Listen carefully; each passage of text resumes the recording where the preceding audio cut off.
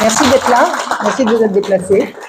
Je voudrais vous dire que je ne suis pas adhérente de votre mouvement, mais que je lui voue un infini respect. Je tenais à le dire avant de commencer.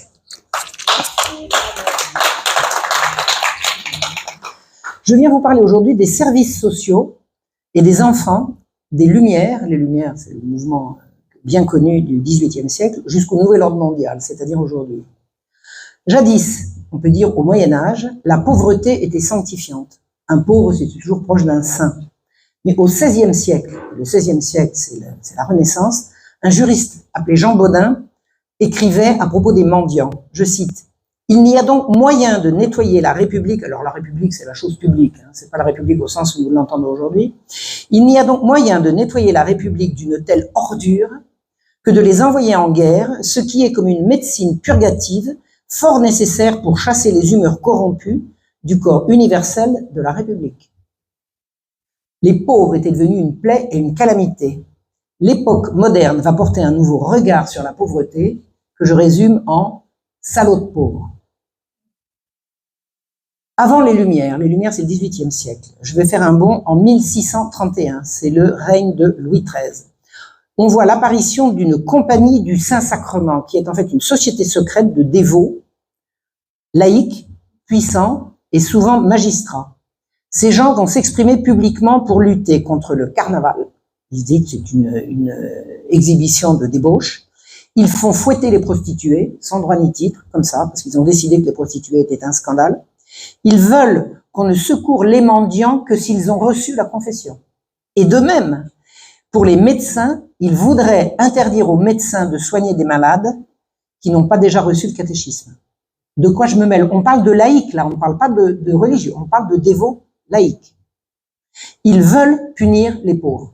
Les pauvres sont coupables de quoi? D'être pauvres. Et ce sont eux qui vont créer une institution qui s'appelle l'hôpital général. Ils mettent 9 ans à en écrire les statuts. Entre 1640 et 1649, ils vont s'y mettre à tous autant qu'ils sont pour rédiger les statuts. L'institution va avoir des chefs nommés à vie, qui est une excellente protection contre toute tentative d'ingérence.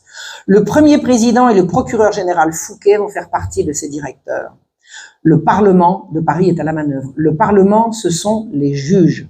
Les juges, le Parlement, ça n'est pas comme aujourd'hui. Le Parlement, à l'époque, ce sont les juges, dont le premier président et le procureur général, en l'occurrence Fouquet, sont parmi les premiers directeurs.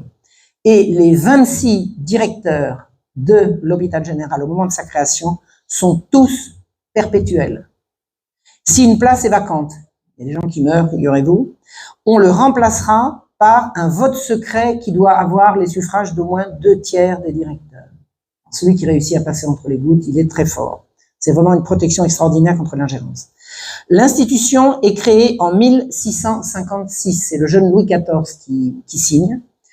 Après avoir étudié le code de l'hôpital général dans tous les sens et après avoir étudié l'autorité qui était celle de Louis XIV, je me dis, il y a un hiatus, il y a quelque chose d'incompréhensible à voir comment un roi aussi absolu a pu signer un statut qui échappait à ce point à son autorité. Donc j'ai une explication, j'ai une hypothèse, pas une explication, j'ai une hypothèse. La France relevait de la guerre civile, c'était la Fronde. Le roi avait d'autres chats à fouetter. On lui a dit, Majesté, nous allons régler le problème de la mendicité agressive dans les rues. Il a signé. Et je pense qu'il a dû lire après. Enfin, lire avec attention après. Il a voulu se débarrasser d'un problème. J'ai également une autre hypothèse. Les magistrats inventeurs de l'hôpital général avaient été parmi les plus remuants dans la guerre civile, dans la Fronde. Et j'ai imaginé, alors je vous laisse mon hypothèse, que le roi s'est dit, s'il n'y a que ça pour les calmer, on leur donnera ça comme un os à ronger. Une dictature, une véritable dictature s'est abattue sur les pauvres. L'hôpital général avait un pouvoir illimité et à vie sur toute population nécessitant assistance, hommes, femmes, enfants, vieillards, infirmes. Il était interdit aux pauvres de demander du secours ailleurs qu'à l'hôpital général. Il était interdit à tout citoyen de donner l'aumône à peine de saisie de ses biens. Si vous vouliez donner l'aumône aux pauvres, vous deviez donner à l'hôpital général qui se chargeait de la suite. Interdiction était faite de donner abri à un pauvre. Vous voyez une pauvre mendiante, vous voulez la recueillir chez vous pour la nuit, vous êtes fautif. Vous êtes fautif. Donc les pauvres doivent se laisser enfermer Et toute personne qui voit un pauvre qui reste, qui n'a pas d'abri, doit prévenir l'hôpital général pour qu'on vienne le chercher. Interdiction. Et j'ai vu des rafles de police dans des hôtels meublés dont quelqu'un avait payé la note pour mettre à l'abri des mendiants.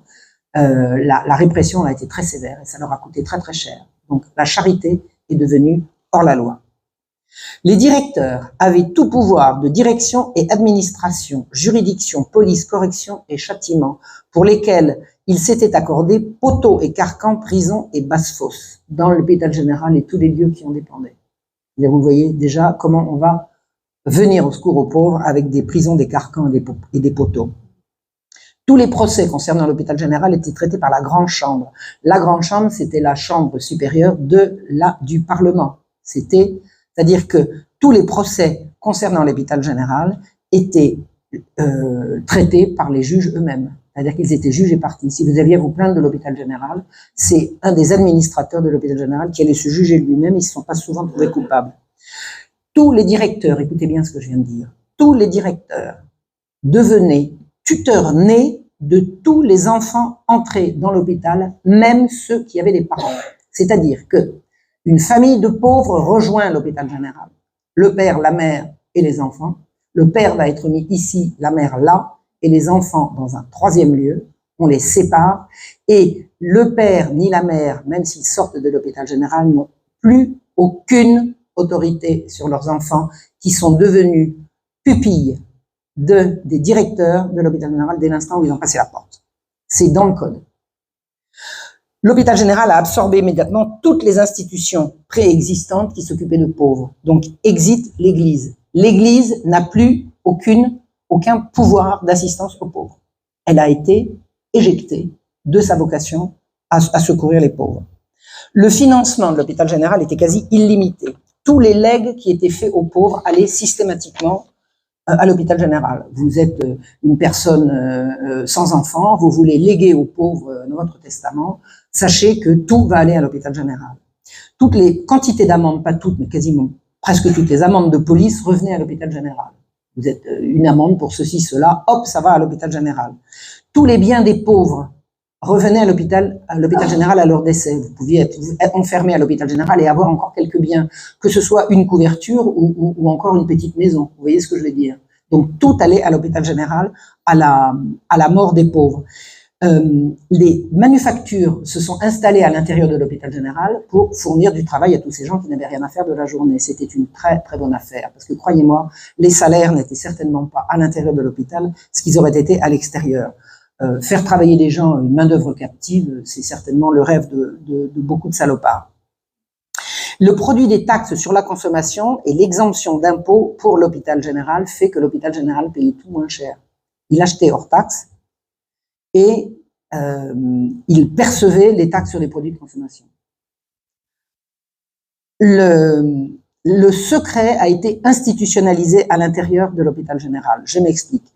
Pour les comptes, pour faire les comptes, parce que l'hôpital général c'est une grosse institution, donc il y avait de l'argent qui rentrait, qui sortait, il fallait un receveur. Le receveur était nommé par les directeurs et il n'était comptable qu'au bureau. C'est-à-dire le bureau, c'est les quelques directeurs extraits des 26 moi quelques-uns. Et il y avait défense à toutes autres personnes qu'aux directeurs, écoutez bien, de prendre connaissance des revenus, des comptes et des biens présents et à venir de quelque qualité qu'ils soient. C'est-à-dire, de par les statuts de l'hôpital général, il était interdit de prendre connaissance de la comptabilité. Il était interdit d'écrire quoi que ce soit sur l'hôpital sans l'accord écrit d'au moins 2 directeurs. Vous voulez faire un article? Non. Vous allez demander l'autorisation. Croyez bien que vous n'allez pas l'obtenir. En 1660, la Compagnie du Saint-Sacrement, donc à l'origine de l'institution, s'est sabordée parce que le ministre est allé dire, Mazarin est allé dire à Louis XIV, attendez, c'est un État dans l'État, cette Compagnie du Saint-Sacrement, il vise à renverser votre autorité. Donc Louis XIV a dissous la Compagnie du Saint-Sacrement, mais la place n'est pas restée vacante. Ils ont quitté, donc ils se sont sabordés, ils ont cessé de diriger l'hôpital général et les jansénistes ont pris le contrôle. Les jansénistes sont également des magistrats et on est janséniste quand on se dit catholique, mais quand on trouve que le pape, il faut réviser la papauté, il faut réviser la royauté, il faut réviser les évangiles, il faut tout réviser. Ce sont les jansénistes sont des sortes de protestants qui n'ont pas rompu avec Rome. Le protestantisme, c'est le mouvement qui dit nous n'avons pas besoin du pape, nous sommes chrétiens, mais nous n'avons pas besoin du pape. Les jansénistes sont des gens qui vont avoir à peu près la même idéologie, la même vision du salut, de la grâce, de la pauvreté, etc. Mais ils disent nous n'avons pas rompu avec Rome, mais Rome se trompe et nous allons lui montrer. En termes de bigoterie et de dureté, les jansénistes sont pires que la Compagnie du Saint-Sacrement. Ce sont des gens absolument abominable.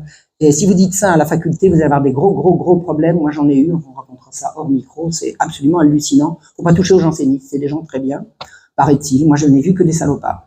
Donc, si, parmi le peuple, quelques gens tout à fait honnêtes, mais enfin des petites gens, dans les arcanes du pouvoir, ils sont absolument abominables. Alors, c'est les ennemis des jésuites. Les ennemis des jésuites. Ce sont eux qui ont eu la peau des jésuites, les jansénistes. Voilà. Donc, un confrère de la Compagnie du Saint-Sacrement écrivait, écoutez bien, la nécessité du menu peuple ne procède à l'ordinaire que de l'oisiveté et de la débauche. C'est-à-dire, si vous êtes pauvre, c'est parce que vous n'avez envie de rien faire et que vous êtes débauché. Point. Point. Jamais ça ne vient de l'injustice ou de l'oppression. Et ils disent, les jeunes gens mal élevés tombent ordinairement dans la fainéantise. De là vient qu'ils ne font que ribler. Ribler, c'est le mot qui a donné ribot.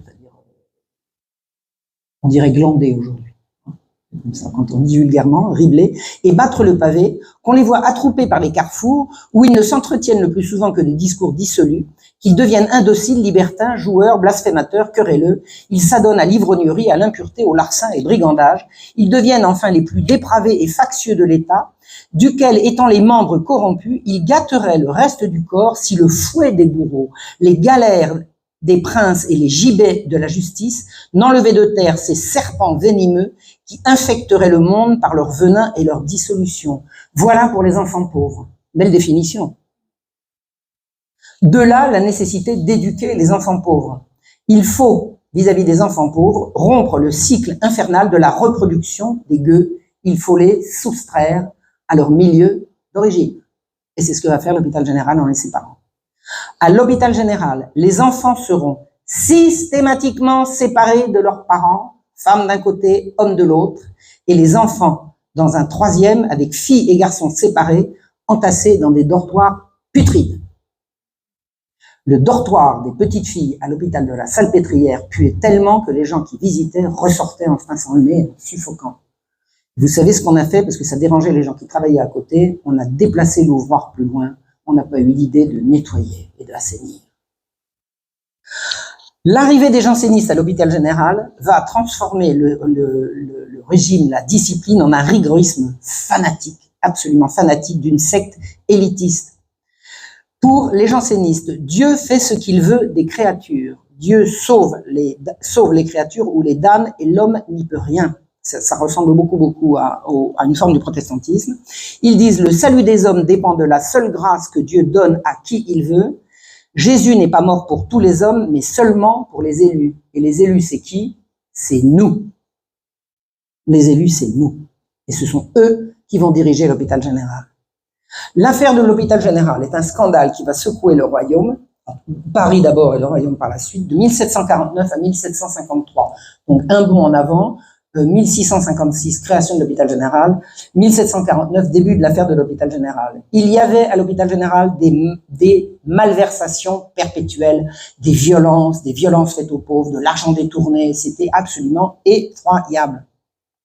Et il y avait tellement de plaintes qui arrivaient sur le bureau du conseil, le conseil c'est le ministère, que le roi a demandé à l'archevêque de Paris d'aller y mettre de l'ordre. L'archevêque de Paris, c'était Monseigneur de Beaumont. Il a été nommé, alors il était nommé par le roi, mais consacré par le pape, bien évidemment. Enfin, c'était une des prérogatives du roi de France, mais c'était lui qui pouvait choisir et ensuite proposer qui il voulait. Et Monseigneur de Beaumont était une personnalité absolument étonnante. C'était un grand personnage. Et le roi lui a demandé d'aller mettre de l'ordre à l'hôpital général. Alors j'ai le témoignage que Monseigneur de Beaumont a plongé devant le roi en lui disant « Majesté, je vous en supplie, ne faites pas cela ». C'est-à-dire qu'il savait à qui il allait avoir affaire. Le roi lui a dit c'est un ordre, et il y est allé. Et là, la lie a commencé. Il a failli terminer en prison. Monseigneur de Beaumont a voulu s'attaquer au problème de l'hôpital général. Il a failli y laisser sa liberté et même sa vie. Le roi l'a sauvé in extremis, mais il n'a pas pu mettre de l'ordre à l'hôpital général. Donc, Au moment où Monseigneur de Beaumont est arrivé à la tête, enfin pas à la tête de l'hôpital général, au moment où il est arrivé pour siéger au conseil d'administration de l'hôpital général, où il siégeait de fait, de droit, mais pas de fait. Depuis le début, depuis les statuts, l'archevêque devait siéger, puis il l'invitait jamais, donc il siégeait jamais. Et là, le roi a dit, bah, écoutez, c'est statutaire, allez-y. Et quand il est arrivé, grève générale de la magistrature. Grève générale de la magistrature. Voilà. Personnellement, j'ai découvert à l'hôpital général, parce que j'ai sorti quantité de 2 ou 3 000 noms d'enfants qui rentraient à l'hôpital général et qui en sortaient, je peux vous assurer, c'est là-dedans, il y a toutes les références, que messieurs les magistrats, messieurs les administrateurs se livraient à un épouvantable trafic de petits enfants. L'hôpital général recevait des enfants qui étaient séparés de leurs parents. Ces enfants entraient à l'hôpital général pour y grandir jusqu'à leur majorité.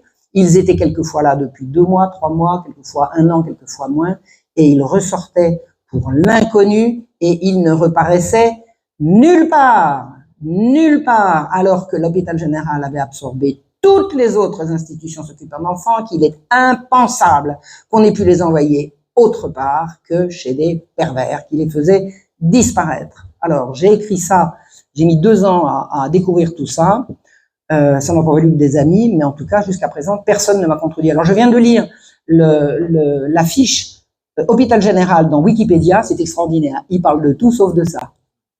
D'abord, il parle jamais de moi quand il s'agit de mon travail. Et là, c'est extraordinaire. Parce que je suis la première. C'est La Marche Rouge, ce livre-là, qui a ouvert la fiche hôpital général de Wikipédia. Et il parle de tout sauf de ça. Voilà. Et trafic d'enfants. Alors là, si un jour quelqu'un vient me contredire en disant, Marion, c'est faux, on a retrouvé un camp de vacances extraordinaire où ces enfants étaient bien traités, bon, je veux bien. Je demande à voir, simplement. C'est vrai, l'hôpital général, c'est-à-dire, messieurs, les administrateurs, qui étaient magistrats, hauts magistrats, et qui étaient la crème de l'opposition à l'absolutisme royal, se livrait à un épouvantable trafic d'enfants. Ça veut dire que la rigueur janséniste, les jansénistes étaient des gens qui estimaient que la vie était une vallée de larmes et qu'il fallait jamais profiter de la vie, que tout ça c'était à coups de fouet et à coups de poing. Ça c'était la façade. Par derrière, c'était des pédocriminels, des partouzeurs et des gens abominables. Alors, je dis pas tous, hein, mais enfin, j'en sais long quand même sur les jansénistes. Alors, le mouvement des Lumières, c'est ce qui va suivre immédiatement. Le mouvement des Lumières, c'est le mi-temps du XVIIIe siècle. Donc, l'affaire de l'hôpital général, c'est le mi-temps du XVIIIe siècle, et les Lumières arrivent à ce moment-là. Alors, c'est un lieu commun que d'affirmer que le mouvement des Lumières, puis la Révolution, ont promu et permis l'éducation du peuple, c'est-à-dire des enfants du peuple. Alors, l'humanisme des Lumières, quand il s'agit d'enfants, porte un nom, Claude Humbert Piaron de Chamousset. Voilà, quand on veut parler enfants et secours aux enfants à l'époque des Lumières, ce nom apparaît. Diderot, dans son encyclopédie, à l'article hôpital, dit « voir Claude Humbert Piaron de Chamousset ». Voltaire, dans son dictionnaire philosophique, à la rubrique charité, dit de lui qu'il est un des meilleurs citoyens, un des plus attentifs au bien public. Et la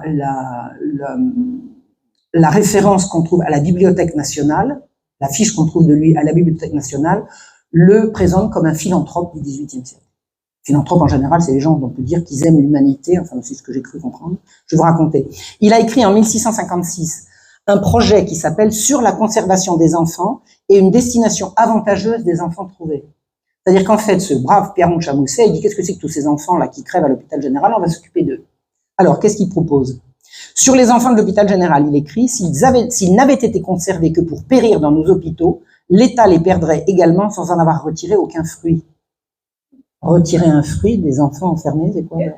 Je croyais que l'hôpital général, c'était pour venir au secours des pauvres. Non, non, non, croyez pas. Il écrit 100 parents. Ils en ont encore des parents souvent. Hein. Les enfants de l'hôpital général ne sont pas des orphelins. Vous avez des orphelins parmi les enfants de l'hôpital général et des enfants dont on a le nom du père, la mère, et on sait où les trouver. On sait où les trouver. On n'ira jamais les chercher pour leur rendre leurs enfants. Jamais. Il écrit 100 parents, sans soutien que celui qu'un sage gouvernement leur procure, ils ne tiennent à rien et n'ont rien à perdre. La mort même pourrait-elle paraître redoutable à de pareils hommes que rien ne semble attaché à la vie et que l'on pourrait familiariser de bonne heure avec le danger si on les destinait à devenir soldats. Vous suivez le raisonnement? Ces enfants, ils n'ont aucune affection, on va en faire des soldats, ils tiennent à rien, on va en faire des brutes, on va en faire des bêtes à tuer. C'est pas beau, ça? C'est pas beau? Il signale qu'il existe en Bohème une société connue sous le nom de Frères Unis qui inculque aux enfants de voir la mort avec allégresse. C'est marrant, je croyais que c'est pas les talibans qu'on accuse de ça, hein? Lumière. Il ne doit pas être difficile de faire regarder la mort et les dangers avec indifférence à des gens que l'on élèvera dans ces sentiments et qui n'en seront pas distraits par une tendresse réciproque ou par des liens de parenté. Qu'est-ce qu'on prépare là? D'enlever les enfants à leurs parents et de les mettre dans des familles où on ne va pas les aimer. C'est dans les gènes de l'institution.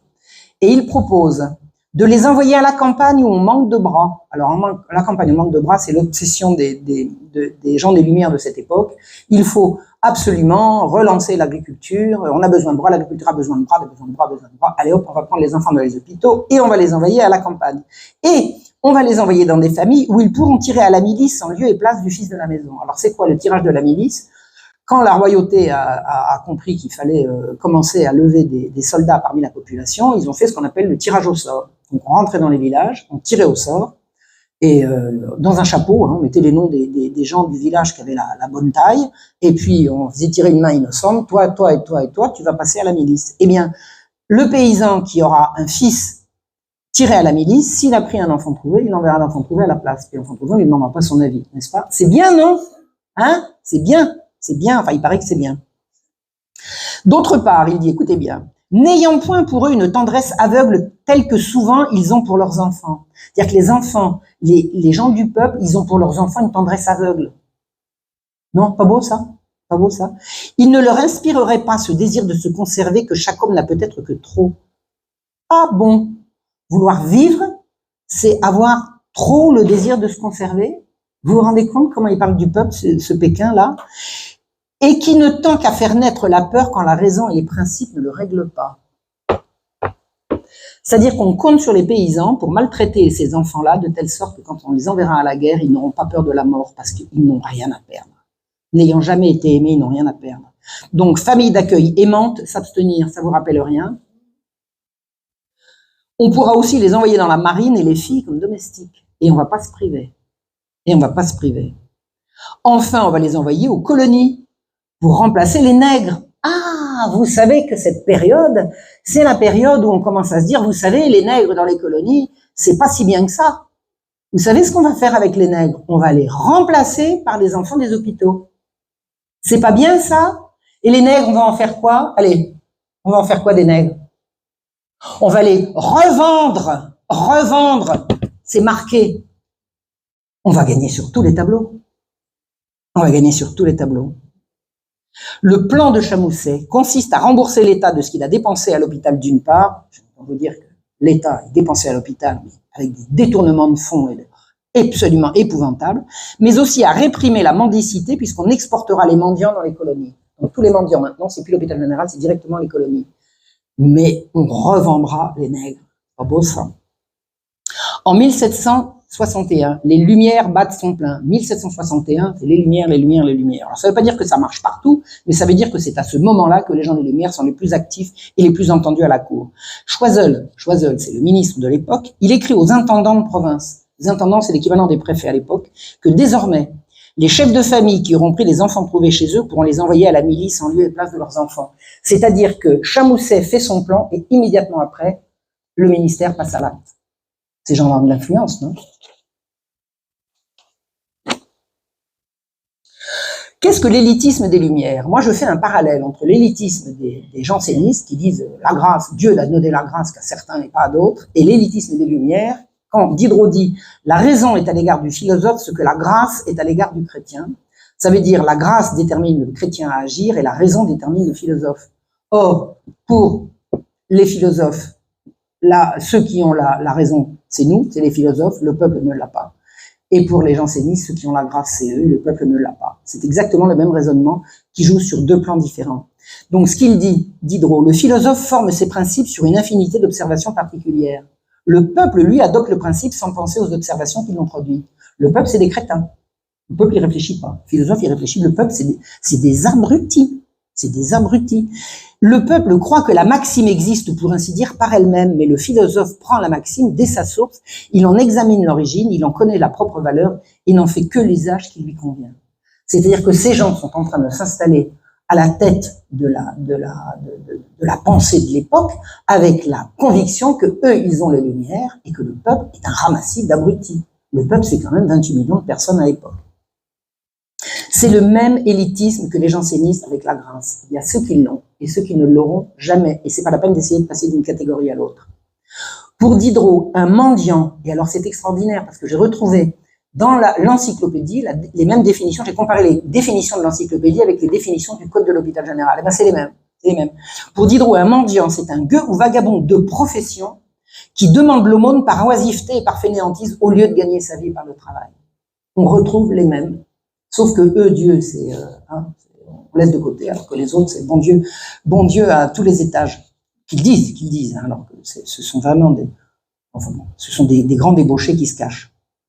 Donc, de la mendicité, il dit ce métier, la mendicité c'est un métier, école du vol, se multiplie et se perpétue de père en fils. Le châtiment devient plus nécessaire à leur égard que leur exemple est contagieux. Ça veut dire que les bigots du Saint-Sacrement et ensuite des jansénistes et les Lumières vont se rejoindre dans la haine des pauvres, l'élitisme et la mainmise sur les enfants des gueux. La gueuserie se transmettant de père en fils, il faut les séparer. Un certain Lachalotais, qui est magistrat breton, il est janséniste, encensé par Voltaire, il a écrit un essai d'éducation nationale dans lequel il dit « Le bien de la société demande que les connaissances du peuple ne s'étendent pas plus loin que ses occupations. » Voltaire lui écrit en 1763 « Je vous remercie de proscrire l'étude chez les laboureurs. » C'est-à-dire que pour ces gens-là, il ne faut pas éduquer le peuple, donc les enfants du peuple, vous avez compris. 3 ans plus tard, Voltaire écrit « Il me paraît essentiel qu'il y ait des gueux ignorants. Si vous faisiez valoir comme moi une terre et si vous aviez des charrues, vous seriez bien de mon avis. Ce n'est pas le manœuvre qu'il faut instruire, c'est le bon bourgeois, c'est l'habitant des villes. Quand la populace se mêle de raisonner, tout est perdu. Donc arrêtez d'enseigner l'école aux enfants. Est-ce que vous saviez que jusqu'à la Révolution, il y avait plusieurs écoles par village? Il y avait au moins une école par clocher, et comme il y avait un clocher par village, il y avait des écoles partout, et quelquefois il y en avait plusieurs. La France était couverte d'écoles, où on apprenait à lire, écrire et compter. Quand la populace se mêle de raisonner, tout est perdu. Donc ces gens vont faire arrière-tout sur l'éducation. Rousseau, vous savez qu'il a écrit pour l'éducation. Rousseau, il a dit « N'instruisez pas l'enfant du villageois, car il ne lui convient pas d'être instruit. » Si, il a dit ça dans la Nouvelle Héloïse. Et je l'ai retrouvé, hein. J'ai fait un pari un jour avec un copain. Là, hop, c'est marqué. Quand vient la Révolution, un certain de La Rochefoucauld-Liancourt, qui se fait appeler Monsieur Liancourt, c'est mieux. À partir d'une certaine date, faut enlever ce qui est superfétatoire. Il est nommé au comité de mendicité le 30 mai 1790. Alors, la Révolution éclate. Qu'est-ce qu'on va faire avec tous ces mendiants? C'est quand même depuis 1656 qu'on prétend avoir trouvé la solution pour qu'il n'y ait plus de mendiants. Mais enfin, 1790, il faut de nouveau considérer qu'est-ce qu'on va faire de tous ces mendiants. Alors, ce La Rochefoucauld-Liancourt a fait un historique ahurissant de l'hôpital général. Il raconte toute la législation depuis le Moyen-Âge sur la façon de faire avec les pauvres. Et il saute à pieds joints par-dessus 1656. 1053, 54, 55, et après il continue. Il n'y a pas une ligne, ni dans l'encyclopédie sur l'hôpital général, ni dans l'historique de M. de La Rochefoucauld-Liancourt sur l'hôpital général. C'est-à-dire qu'on a là une institution énorme, qui est référencée nulle part. Et La Rochefoucauld-Liancourt, il dénonce tous les vices de l'institution. Il écrit que sous la crasse, la misère, l'oisiveté et la maladie vivent des milliers de pauvres confrontés à la corruption, à la violence de gardiens qui vivent dans le luxe. Bien vu, monseigneur, c'est exactement ça qui se passe à l'hôpital général. Il dit les enfants de la couche, c'est la partie de l'hôpital général qui s'occupe des tout petits. Les enfants de la couche et ceux de la salpêtrière vivent dans des conditions atroces et leur mortalité est en soi un scandale. Et quand Monsieur de La Rochefoucauld-Liancourt veut expliquer aux gens à la législative qui lui a commandé le rapport, on lui dit mais c'est la faute à qui? Il dit c'est la faute, c'est pas la faute des administrateurs. Écoutez bien, cette permanence des présidents de bureau et l'établissement des différents ordres religieux qui s'étaient emparés de tous les détails de l'hôpital, menteur, il n'y avait plus un seul religieux à l'hôpital général. Il y avait les prêtres qui étaient là pour assurer le service de la messe, mais il n'y avait plus un seul religieux. Donc il ment, il dit exactement l'inverse. Donc il dit, les différents ordres religieux qui s'étaient emparés de tous les détails des hôpitaux durent nécessairement y propager une sorte de régime monastique et éloigner toute nouvelle idée de perfection. Mais c'est n'importe quoi. D'abord c'est faux, c'est complètement faux, mais et pourquoi les administrateurs, c'est pas de leur faute? Ben simplement, c'est pas de leur faute. Voilà, ils déléguaient à d'autres et puis c'est la faute des autres. C'est ahurissant. Il lave les administrateurs de toute responsabilité et en fait porter l'entière responsabilité par des lampistes. C'est tout. Donc rien n'a été changé à l'hôpital général pendant la Révolution et le trafic d'enfants n'a jamais été mis à jour. Alors qu'est-ce qui a pu l'arrêter? Si en 1790, l'hôpital général change de statut, qu'on y trafique les enfants par centaines et par centaines, rien que sur un établissement, par an, c'est-à-dire par milliers, et que personne n'a dénoncé, pourquoi voulez-vous que ça s'arrête? Vous savez ce que c'est devenu l'hôpital général? L'assistance publique. L'assistance publique. Globalement, le royaume de France était couvert d'écoles primaires. Là où s'élevait un clocher, on pouvait à peu près être certain de trouver une école, dit le pasteur Schmitt en parlant de la Lorraine. C'est le clergé qui avait provoqué l'établissement des écoles à l'ombre des églises. Il y en avait depuis le Moyen-Âge et au XVIe siècle. Un ambassadeur vénitien qui traversait la France déclara qu'il n'y avait personne en France qui ne sache lire et écrire. Je pense qu'il avait tort, mais c'est ce qu'il a vu. Donc c'est une impression qu'il est important de relever. Le problème, c'est que c'est pas obligatoire. Attendez, l'école n'avait pas besoin d'être obligatoire parce que les gens saignaient aux quatre veines pour les faire. Attendez, pourquoi rendre obligatoire quelque chose que tout le monde désire? Oui, mais je veux dire, pareil, dans les familles de paysans, s'il n'y avait pas tous, parce que... Tout le monde y allait dans les familles de paysans avant la Révolution. Les gens se saignaient pour payer des écoles aux enfants. C'était pas pour qu'on les oblige à les y mettre. Ils se saignaient pour ouvrir des écoles pour leurs enfants. Donc, attendez la suite, vous allez comprendre. Il a fallu rendre l'école obligatoire pour une raison que je vais vous expliquer. Donc, ce n'est qu'à partir du XVIe siècle, le pouvoir central commencera à intervenir dans les écoles pour obliger les villages à bien payer et à bien loger les maîtres. C'est-à-dire que Louis XIV est intervenu pour dire « Vous ne pourrez pas payer les maîtres moins cher que ça, ni les faire travailler dans des conditions où il n'y a pas une chambre à feu avec un accès à l'eau, voilà, un minimum de... » Et c'est la seule intervention de l'autorité. Et le but de Louis XIV avait également un but religieux en promouvant les écoles, c'est qu'il voulait contrecarrer l'influence protestante. Les protestantes ont beaucoup fait pour multiplier les écoles protestantes pour leurs enfants. Donc, Louis XIV a envisagé de forcer les parents à mettre leurs enfants à l'école, mais c'était pas la peine de les forcer puisqu'ils les mettaient. Ils se saignaient pour les y mettre. Alors, la grande majorité des écoles furent établies, entretenues et payées par les habitants eux-mêmes, malgré les charges qui les accablaient. Les parents choisissaient eux-mêmes leur maître d'école. Ni l'État, ni le clergé, ni le seigneur, on parle des villages, qui représentaient quand même 90% de la population, n'avaient le droit de désigner l'instituteur. C'était l'Assemblée générale des villageois.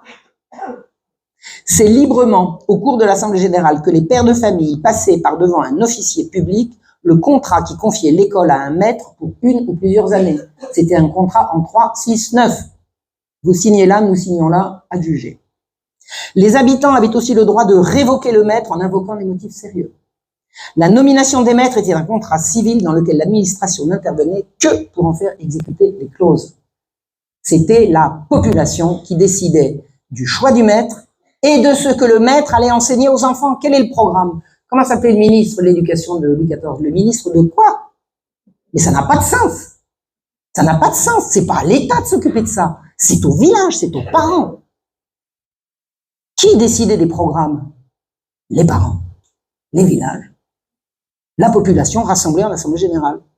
Et ils voulaient quoi? Que leurs enfants apprennent à lire, à écrire, à compter, à chanter, à lire le latin. Pourquoi lire le latin? Parce que les vieux grimoires, ils étaient en latin. Donc quand on avait un seigneur qui vous cherchait des noises, si on avait des gosses au village qui savaient lire les vieux trucs, ça pouvait servir. Donc les programmes étaient choisis par les parents qui l'imposaient aux maîtres d'école qu'ils avaient eux-mêmes choisis. Avant la Révolution, les habitants des villages avaient plus de liberté pour le choix des maîtres de leurs enfants qui n'en auront jamais ensuite. L'influence à la fois janséniste et des Lumières avait voulu qu'on restreigne l'influence chrétienne. C'est-à-dire qu'à la Révolution, on va dire l'école c'est bien, mais il y a trop de curés, il va falloir rétro-pédaler toutes. La Chalotais, dont on a parlé, ce magistrat breton, Helvétius, un des encyclopédistes, et Diderot, voulurent que l'instruction soit une affaire de gouvernement, comme disait Voltaire. C'est-à-dire que c'est à la Révolution qu'on va commencer à dire l'éducation, l'instruction, il faut que ça soit l'affaire de l'État. Alors que jusqu'à présent, ça n'était pas le cas. Aux États généraux, c'est dans les cahiers du clergé qu'on trouve le plus de doléances en direction d'une meilleure instruction. Qui se mobilise aux États généraux pour dire il faut plus de maîtres, on n'a pas suffisamment de maîtres, les enfants sont pas encore suffisamment bien éduqués? C'est pas le tiers, c'est pas la noblesse, c'est le clergé. Parce que le clergé est en inspection en permanence toute l'année dans les écoles pour voir si ça se passe bien et s'il manque de quelque chose. Au début de la Révolution, il n'y a pas d'hostilité directe envers le clergé, mais ça va changer. L'instituteur, qui était l'homme de la paroisse avant la Révolution, va devenir l'homme de la commune. Hein, on est passé de la paroisse à la commune. La paroisse était autour du clocher, la commune, ça va être autour de la mairie. C'est ça qui va changer entre avant et après et pendant la Révolution. Donc, l'ancien instituteur, il reste instituteur, il devient greffier ou secrétaire. C'est a priori celui qui va faire les meilleurs rapports des assemblées générales. Toute assemblée générale, il y a un rapport à la fin, puis on signe. Enfin bon, vous savez ce que c'est qu'une association, ça fonctionnait comme ça dans les villages. Alors, l'Assemblée nationale finit par faire une constitution, mais dans laquelle elle n'a pas eu le temps de rédiger une loi sur l'instruction. C'est-à-dire que c'est le cadet de leurs soucis, aux révolutionnaires. Elle publia seulement un rapport volumineux qui émettait le vœu d'une instruction nationale et patriotique. Ah, on va faire du national et du patriotique. Elle porte à préjudice à l'école par notamment la constitution civile du clergé. Quand on a fait jurer aux prêtres, vous savez ce que c'est que la constitution civile du clergé? Ça a été la soumission du clergé aux règles de la République. Le clergé était jusqu'à la Révolution soumis à la hiérarchie ecclésiastique, c'est-à-dire il répondait à leur hiérarchie dans l'Église, et la constitution civile du clergé a consisté à leur faire prêter serment sur la constitution, qui n'a aucun rapport avec ce qu'ils sont là pour faire. Vous voyez ce que je veux dire? Comme citoyens, bien sûr qu'ils sont citoyens, mais comme prêtres, ils ne devaient en référer qu'à l'Église. On leur demandait d'en référer à la Constitution, qui venait de constitutionnaliser l'économie de marché, incidemment. Hein? Alors, quand on a fait jurer aux prêtres le serment à la Constitution civile du clergé, on a obligé les maîtres d'école à prêter le même serment civique. Dans l'Ouest, ceux qui refusaient étaient privés d'école. C'est-à-dire que la pression sur les maîtres d'école a consisté à leur dire « Vous voulez servir la République, vous êtes maître d'école. Vous voulez pas servir la République, vous n'êtes plus maître d'école. » Voilà. Ceux qui s'y soumettaient étaient privés d'élèves que les parents retiraient pour protester. Les parents ne voulaient pas d'un instituteur qui avait juré de servir la République contre la foi, contre leurs convictions religieuses. Donc les parents disaient « Il a signé, eh ben, on mettra pas nos enfants à l'école. » Et c'est là qu'on a commencé l'école à la maison. L'école dans les greniers, l'école dans les cours, l'école planquée, dans les granges. Dans la pratique, les uns et les autres continuaient comme devant à sonner l'angélus et à faire les prières aux enfants, c'était dans le contrat. Donc les anciens instituteurs, dans le contrat, ils faisaient réciter les prières, et donc dans la pratique, ça continuait, mais les maîtres étaient aussi les auxiliaires du curé, et ils allaient continuer comme devant, c'était dans les mœurs, et il faudra la violence pour le changer. C'est-à-dire que la commune continue de professer son catholicisme depuis des générations, elle continue comme devant, ça va pas durer. À partir de la constitution civile du clergé, c'est-à-dire le 12 juillet 1790, les préoccupations d'un département consistent à éloigner les enfants des prêtres réfractaires. C'est-à-dire qu'à partir de maintenant, les prêtres qui n'ont pas voulu signer, eh ben on va éloigner les enfants de ces gens-là. Donc on va les éloigner des instituteurs. Donc comment va-t-on faire la classe? Alors c'est qui les réfractaires? Ce sont les vils suppôts du fanatisme et de l'intolérance. Alors le maître d'école qui a enseigné jusqu'à présent sans problème, il est devenu vil suppôt du fanatisme et de l'intolérance parce qu'il ne veut pas renier sa foi et celle des parents des enfants qu'on lui a confiés. Il ne cherche à inspirer à la jeunesse, en alarmant sa piété naissante, que les sentiments d'horreur contre la Constitution. Voilà, les instituteurs sont les ennemis de la Constitution, ce sont des fanatiques qui dressent les enfants contre la Constitution. Le département éloigne les gens compétents et s'en remet à l'Assemblée, c'est-à-dire à l'échelon au-dessus, à Paris, qui proposera de bonnes lois forcément. C'est-à-dire que sur place, les ordres ne sont guère suivis des faits, donc c'est la débandade, et on dit, à Paris, ils vont trouver la solution. Condorcet, certains Condorcet, un grand libéral devant l'éternel. Il s'y colle, mais aucune loi ne sort de ces rapports. La législative a autre chose à faire, donc on repousse le grand chantier de l'instruction publique. La Convention, à partir de 1792, va multiplier les décrets qui assureront la propagation de ses idées et l'affermissement de son pouvoir. C'est-à-dire que la Convention, elle dit, on va faire des écoles, puis on va promouvoir nos idées dans les écoles. C'est-à-dire que les écoles vont devenir la courroie de transmission de l'idéologie en cours, de l'idéologie de la Convention. 7 décrets vont du 12 décembre 92 au 25 octobre 95 répéter qu'on va fonder des écoles primaires. Alors on va fonder des écoles primaires. Chers amis, nous allons fonder des écoles primaires. Ils le disent et ils le font jamais. Ils repoussent. Ils ont 1000 autres choses à faire que de s'occuper des enfants. Ils annoncent les grandes questions de l'obligation scolaire et de la gratuité. Ils évoquent le salaire des maîtres par l'État, mais leurs actes vont surtout consister en une épuration. Ils n'ont rien créé et ils vont faire le vide. Le 20 janvier 1793, le roi est encore vivant pour quelques heures, meurt Michel Lepelletier de Saint-Fargeau. Michel Lepelletier de Saint-Fargeau, c'est un monsieur qui avait un château à côté de chez moi. La prochaine fois que vous viendrez me voir, je vous montrerai. Michel Lepelletier de Saint-Fargeau, c'était un des hommes les plus riches de son temps, un des plus riches de son temps. Il émergeait à la gauche de la gauche de la gauche. Il était extrême gauche.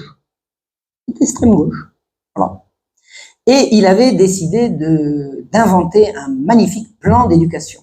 Et il a écrit ce plan d'éducation, il le plie en 4, il le met sur sa poitrine, il va pour boire un coup, manger un morceau dans le jardin du Palais Royal, et là entre un Olébrius qui lui dit « vous avez voté la mort du roi ?» Oui, et là, il lui passe un sabre à travers le corps, et il meurt quelque temps après. On fait venir son frère Félix. Au secours, on a assassiné mon frère, et il trouve le plan d'éducation ensanglanté sur la poitrine de son frère. Il le sauve in extremis. Il fait savoir que son frère va mourir, que son frère est mort. Enfin, c'est la catastrophe, ça a été le début des grandes scènes d'hystérie. On parlera de ça un autre jour si ça vous intéresse, c'est pas le sujet aujourd'hui. Toujours est-il que Michel Lepelletier de Saint-Fargeau laisse un plan d'éducation que son frère Félix récupère et qu'il veut aller présenter à la Convention. Alors, en mémoire de son frère bien-aimé, je voudrais vous présenter le magnifique plan d'éducation. Il croise Robespierre qui lui dit « Oh, citoyen, donnez-moi le plan de votre frère, je veux le lire. » Alors Félix lui dit « Attendez, citoyen Robespierre, c'est moi qui le présente. Oui, pas de problème, je vous le rends demain. C'est promis, je vous jure. Attendez, j'ai pris une parole chez Robespierre. Bon, je veux bien, mais bon. » Et le lendemain, Félix traverse le jardin des Tuileries, il entend « Cet après-midi, à la Convention, le citoyen Robespierre présentera le plan d'éducation. » Ah, il est traître. Alors, il va voir Robespierre et lui dit « Comment avez-vous osé ?» Il dit « C'était tellement beau. Je n'ai pas résisté. C'était trop beau. » Alors, je vais vous expliquer ce qui fait pleurer Robespierre. Alors, il arrive à la tribune de la Convention et il dit « L'imagination pose les bornes du possible, mais quand on a le courage de bien faire, il faut franchir ces bornes. Je vois d'un côté la classe des riches qui repousse cette loi et de l'autre le peuple qui la demande. Je n'hésite plus que la loi soit adoptée. » C'était un peu après. Peu importe. Le Robespierre dit que ce plan est absolument magnifique. Il est magnifique. Et il dit, je remarque avec peine que jusqu'à 6 ans, l'enfant échappe à la vigilance du législateur et que cette portion importante de la vie reste abandonnée aux préjugés subsistants et à la merci des vieilles erreurs. Donc vous avez compris que le plan de Michel Lepelletier de Saint-Fargeau va séparer les enfants de leurs parents, de l'influence néfaste des préjugés et des vieilles erreurs. Je demande que quiconque refusera ses enfants à l'institution, alors on va créer une école obligatoire, et quiconque refusera de mettre ses enfants à cette école obligatoire sera privé de l'exercice de ses droits de citoyen pendant tout le temps qu'il sera soustrait à remplir ce devoir civique et qu'il paye en outre double contribution de la taxe pour les enfants. C'est-à-dire que l'école va devenir absolument obligatoire à partir de 6 ans. Et peut-être même avant, c'était 6 ans, à partir de 6 ans, ouais. Bref, en fait, il s'agit de faire de l'école un véritable bagne où les enfants travaillent pour entretenir l'établissement. Alors, je vais vous expliquer un truc qui est quand même extraordinaire. Quand j'ai travaillé sur le plan d'éducation de Michel Lepelletier de Saint-Fargeau, qui est quand même un gars de mon coin, je faisais la bibliothèque d'Auxerre, j'ai trouvé quantité de documents. Au moment du bicentenaire de la Révolution, tous les gens de gauche, ils savaient plus, il n'y avait plus de mots assez élogieux pour glorifier ce plan magnifique. Mais quand j'ai vu l'horreur qu'il y avait dans le plan, j'ai dit, mais pourquoi? Alors j'ai compris. Il y a un préambule, et après il y a le plan. Alors les gens, ils lisent le préambule, c'est-à-dire les intentions, donc tout va bien, puis après ils laissent le plan, ils ne le lisent pas. Et après il y a des gens comme moi qui passent par derrière, et qui vont jusqu'à la dernière ligne. Mais la der des der, hein, alors écoutez bien. Les enfants des donneurs d'ordre viennent dans l'école fournir du travail. Des donneurs d'ordre, c'est-à-dire des fabricants de trucs, de machin ou de bidules. Ils ont une main-d'œuvre gratuite. D'accord? Les enfants versent tout leur salaire pour payer leur nourriture et leur maître. Les maîtres d'école sont payés par le travail gratuit des enfants. D'accord? Les plus grands enseignent aux plus petits. On les emploie à faire des routes et à travailler au champ. C'est-à-dire, ça suffit pas qu'ils travaillent à des ateliers. L'après-midi, on leur fait casser des cailloux, faire des routes et travailler au champ. On les nourrit. Ah, on les nourrit comment? À un régime de famine. Vous savez ce que c'est qu'un régime de famine? Il y a eu plusieurs périodes dans le courant du XVIIIe siècle où il y a eu, le blé avait énormément de difficultés à atteindre la capitale. Et vous avez un curé, un philanthrope, il a dit, attendez, si on mélange ceci avec cela, et qu'on mélange et qu'on fait cuire, c'est comme ça, on arrive à faire tenir une personne 24 heures avec ça. C'est-à-dire c'était un régime de secours qui avait été inventé par quelqu'un de bienveillant à une période où les gens risquaient de mourir de faim. Ben, c'est ça qu'on va appliquer aux gosses. Ben, comme ça, on va économiser de l'argent. Ben, c'est pas bien. C'est pas bien. En plus, ça va les habituer à vivre chichement. Et comme dans l'école, les enfants des riches seront à la même école que les enfants des pauvres, les enfants des pauvres, en mangeant un régime de pauvres, ils se préparent pour la suite, et puis les riches, ça leur fera une bonne école quand même. Hein? Ils apprendront. Ils apprendront. Puis quand ils rentreront chez leurs parents, manger abondamment, ça leur aura pas fait de mal. Les parents étaient astreints à assurer gratuitement toute la gestion de l'école. Gratuitement. Vous savez comment ça s'appelle? Un travail gratuit obligé? Non, la corvée. La corvée. Le travail gratuit obligatoire, c'est un impôt détourné, c'est un impôt en nature qui permettait de faire des routes à une époque où, voilà, il fallait, bon. Mais la corvée, c'était pas si simple, c'était pas un coup de knout, hein, qu'on a envoyé les gens faire la corvée. Mais là, on rétablit la corvée en obligeant les parents à assurer toute la gestion, c'est-à-dire qu'en fait, l'école, elle ne coûte rien à la République. Rien du tout. Le plan a été adopté à la Convention. Tonnerre d'applaudissements, c'était tellement beau, disait. Écoutez, lisez-le, hein, si l'histoire vous intéresse, le plan de Michel Lepelletier de Saint-Fargeau, il est disponible en PDF sur la toile, vous pouvez le lire intégralement. Amusez-vous à lire le préambule, parce que là, vous allez voir comment on peut se faire berner, puis après, lisez-le jusqu'au bout, parce que sinon vous comprenez pas. C'est une horreur, c'est le bagne. Et les enfants enlevés à l'autorité de leurs parents pendant la période concernée. Alors, du matin jusqu'au soir, mais le soir, je veux dire, après des journées pareilles, ils arrivent à quelle heure, les gosses, à la maison? C'est effroyable. C'est effroyable. Et vous savez ce qu'ils faisaient pendant le dimanche? Pendant le dimanche, ils leur faisaient faire des exercices militaires. C'est-à-dire qu'ils n'avaient même pas le loisir de se reposer le dimanche, les gamins. Et mieux, j'ai pas tout marqué, mais j'ai encore ça dans la tête.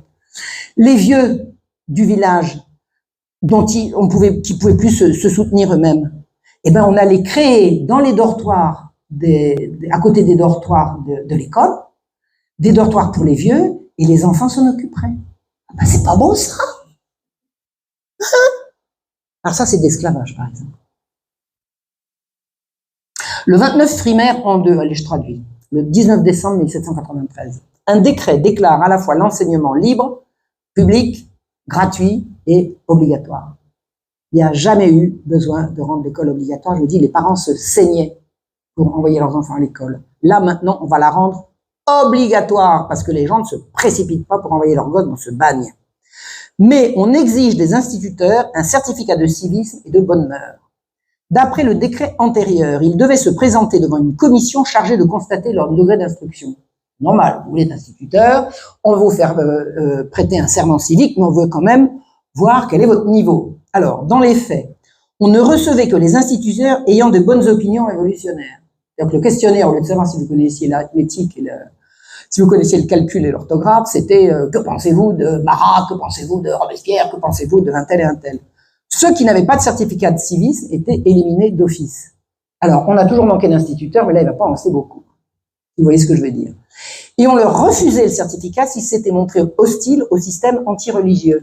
Alors, il faut avoir en tête que la France des campagnes d'Ancien Régime, elle est entièrement catholique, pratiquante et fervente.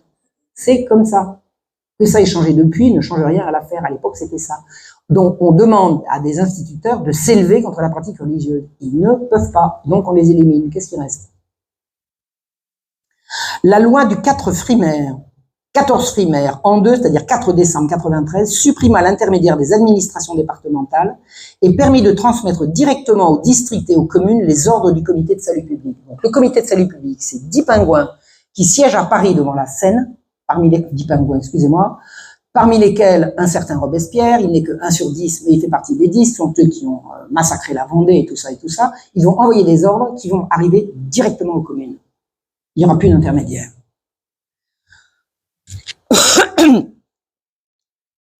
Dans le district d'Arcis-sur-Aube, les juges de paix furent chargés de provoquer la nomination des instituteurs. L'ordre venant d'en haut, on ne prendra pas le risque de désobéir. Aucune garantie d'instruction n'est demandée aux maîtres. On a compris, c'est de l'idéologie. C'est tout. On les juge sur leur dévouement politique ou l'apparence de leur dévouement. Alors faites la comédie, vous aurez la place.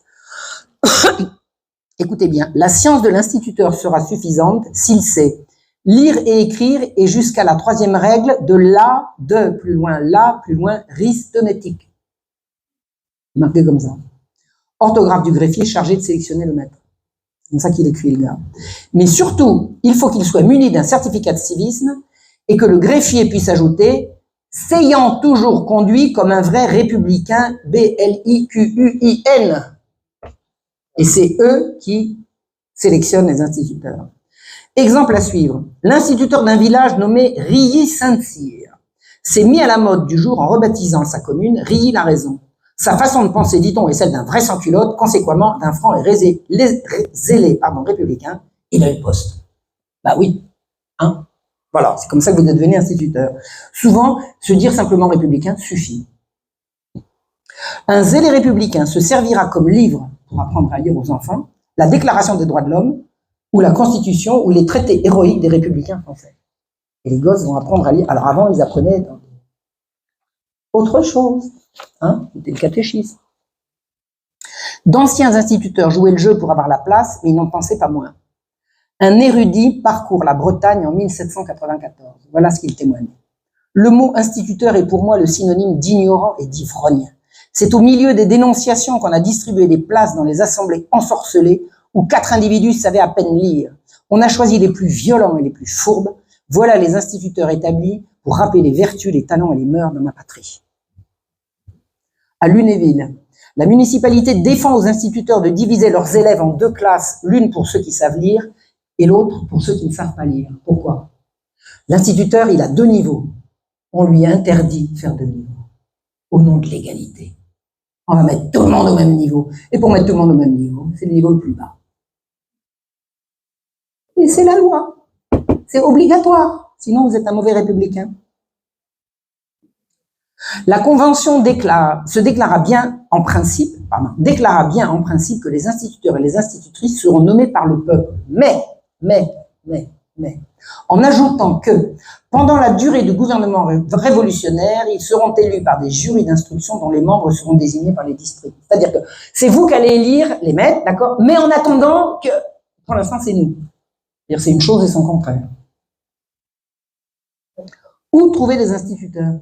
Sous la Révolution, leur formation a été négligée, il ne s'en est pas formé de nouveau. Alors déjà, on n'arrive pas à former les gosses, mais alors former des instituteurs, n'y pensez pas. N'y pensez pas. La Convention envoie 5 de ses membres dans les départements pour assurer l'exécution de ces décrets sur l'instruction publique. Il faut des maîtres, il faut des maîtres, il faut des maîtres, on envoie des gens, il faut des maîtres. Et après, la levée en masse, c'est-à-dire la mobilisation de 300 000 hommes pour aller faire la guerre aux frontières, et puis après pour aller casser du Vendéen, a enlevé un grand nombre de gens susceptibles d'être instituteurs. D'abord les instituteurs qui étaient déjà là, et ensuite ceux qui auraient pu le devenir. La méfiance enlève les autres. On ne prévoit pas de salaire suffisant malgré les promesses. Alors on veut mobiliser des instituteurs, on n'a pas de quoi les payer.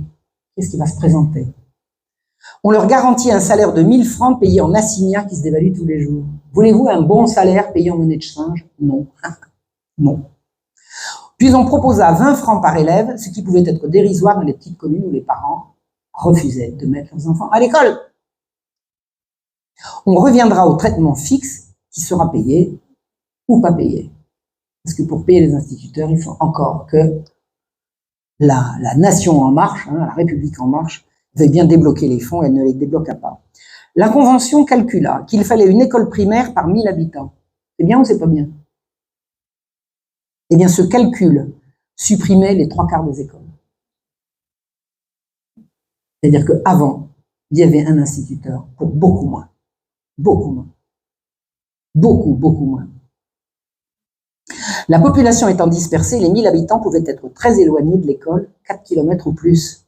Comment des enfants des laboureurs qui n'ont que la saison de l'hiver pour se livrer à l'étude pourront-ils, au milieu des neiges et des frimas, aller chercher l'instruction à une lieue du toit paternel?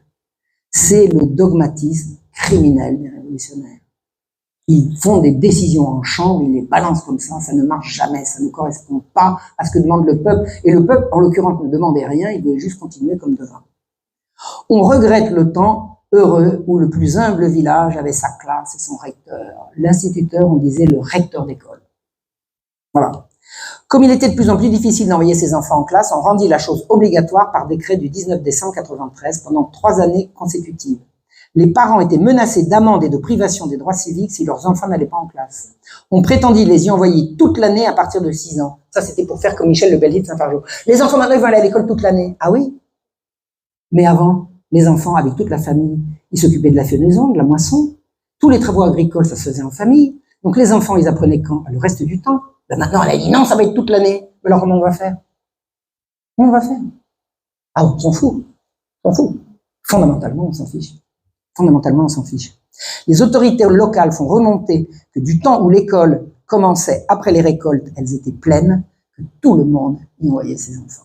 Et maintenant, on a décidé que l'école serait tout le temps, il n'y a plus personne. Les gens les retiennent à la maison. De plus, les parents refusent qu'on enseigne à leurs enfants ce qui est contraire à leurs convictions religieuses. C'est comme ça. L'enseignement sera anti-religieux et républicain. Pour la Convention, prêtres et république sont incompatibles. C'est eux qui le disent. C'est eux qui le disent. La majorité de la France veut garder son culte. On n'a jamais demandé aux Français s'ils voulaient supprimer le culte catholique, on leur a imposé. Dans le courant de l'hiver 93-94, les églises seront fermées dans les campagnes partout en France par les représentants en mission. Vous avez des gens qui parcourent la France en disant « fermez-moi ce truc-là ». Et les gens arrivent à la messe, c'est fermé, rentrez chez vous. De quel droit? Droit du plus fort. Les paysans ne veulent pas qu'on touche à leurs prêtres, ils soutiennent les réfractaires et méprisent les assermentés. Il y a 2 sortes de prêtres, ceux qui ont prêté serment et ceux qui résistent. Ceux qui résistent, c'est les réfractaires. Ceux qui ont prêté serment, c'est les assermentés. Il n'est point de cultivateur qui ne fit 10 lieues à pied la nuit et dans les temps d'orage pour joindre un prêtre réfractaire, recevoir sa bénédiction, lui donner de l'argent et des denrées, raconte un voyageur. Les Français sont viscéralement attachés à leurs prêtres, à leurs églises, à leur culte. L'église était le cœur du village et la Convention, après avoir décrété la liberté de culte, envoya partout des émissaires en 93 pour faire fermer les églises. Alors nous décrétons que le culte est libre et toutes les églises seront fermées. Et qui veut comprendre, il comprend. On substitua les droits de l'homme à l'évangile, au catéchisme. Avant, il y avait le catéchisme, on expliquait l'évangile, maintenant on va expliquer les droits de l'homme. Le signe de la croix est proscrit. Alors maintenant on ne fait plus au nom du Père, du Fils et du Saint-Esprit, on dit Pelletier, Rousseau, Marat, la loi. Ou alors, Marat, le Pelletier, la liberté ou la mort. Et les gosses, ils arrivent à la maison et disent « Tu vas plus aller à l'école ! Fini là ! Depuis que il y a ce truc !» Lorsque la Révolution devint déiste, brusquement Robespierre a dit que l'être suprême, etc., elle a eu aussi ses prières. Donc la République va entendre des prières déistes. Par exemple, le peuple français reconnaît l'existence de Dieu et l'immortalité de l'âme. Pourquoi je me mêle? Pourquoi je me mêle? Attendez, du temps des rois, ça n'a jamais été l'autorité civile qui décrétait ce qu'il fallait croire. C'était l'Église, c'était affaire de l'Église. Ça n'a jamais été l'affaire politique. Et là, c'est plein de confiance en ta justice, en ta bonté, je me résigne à tout ce qui m'arrive, mon seul désir est que ta volonté soit faite. On fait réciter ça au gosse le matin avant la classe. Avant la classe. Jamais l'Ancien Régime n'avait osé légiférer sur des points de théologie. La République l'a fait. L'enseignement de toute religion devient proscrit dans les écoles. On défend même les alphabets, les syllabaires et les autres livres élémentaires qui contenaient des traces d'opinions religieuses. Le déchaînement anticatholique vraiment est monstrueux. monstrueux. Dans un village, le 24 avril 1994, un instituteur fait annoncer à son de caisse l'ouverture de son école. Quand les parents prirent connaissance des livres où étaient écrits les droits sacrés de l'homme à la place du Notre Père, ils retirèrent leurs enfants en alléguant qu'ils en avaient besoin à la maison ou au champ. On usa alors de la coercition. Des maîtres d'école risquèrent leur liberté et leur vie pour rester fidèles à leurs convictions et refusèrent de prêter le serment révolutionnaire. On a la longue liste de ceux qui furent condamnés à la prison, à la déportation ou à la mort pour n'avoir pas professé l'amour de la République et de ses lois. Mais la majorité a suivi passivement en faisant semblant, en disant en attendant des jours meilleurs. La dégradation de l'école était partout. Les parents retiraient leurs enfants absolument partout. Les instituteurs ne gagnaient pas leur vie, leur classe était vide. Et le représentant Dupuis écrit « L'éducation ancienne avait de grands défauts, mais tout imparfaite qu'elle était, c'était elle enfin qui avait amené tous les hommes qui ont amené la Révolution. On aurait dû la perfectionner, on l'a tout entière détruite. » La politique éducative de la Révolution a été un échec total. Le consulat a envoyé des questionnaires aux conseils généraux et les réponses sont quasi unanimes. L'enseignement primaire est déplorable, on manque d'écoles parce que celles qu'on a sont nulles, les maîtres sont ineptes ou incapables, ils sont mal payés et sans influence. Les préfets disent, comme les conseils généraux, il faut réparer. 2 générations de l'enfance sont à peu près menacées de ne savoir ni lire ni écrire, ni les premiers éléments du calcul. Et quand on vous dit « Oui, mais au 19e siècle, moi j'ai des aïeux, j'ai bien vu, personne ne savait lire et écrire ». Ils étaient nés quand, les gens qui ne savaient pas lire et écrire? Avant la Révolution ou pendant? Le Conseil d'État présenta une loi votée par le corps législatif en mai 1802. Elle revient à la suprématie de la commune sur l'école. Pour que les écoles primaires réussissent, il faut écarter de leur établissement toutes les contraintes, toutes les prohibitions.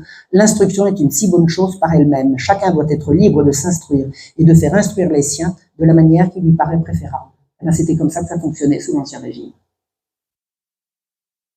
Le sous-préfet est spécialement chargé de l'organisation des écoles primaires dont les maîtres devaient être nommés par le conseil municipal. C'est ce que faisaient les intendants sous l'Ancien Régime. La nouvelle loi n'accorde aucun salaire fixe aux instituteurs. Elle se contente d'obliger les communes à leur fournir un logement et de déterminer le taux de la rétribution que les parents devaient leur payer.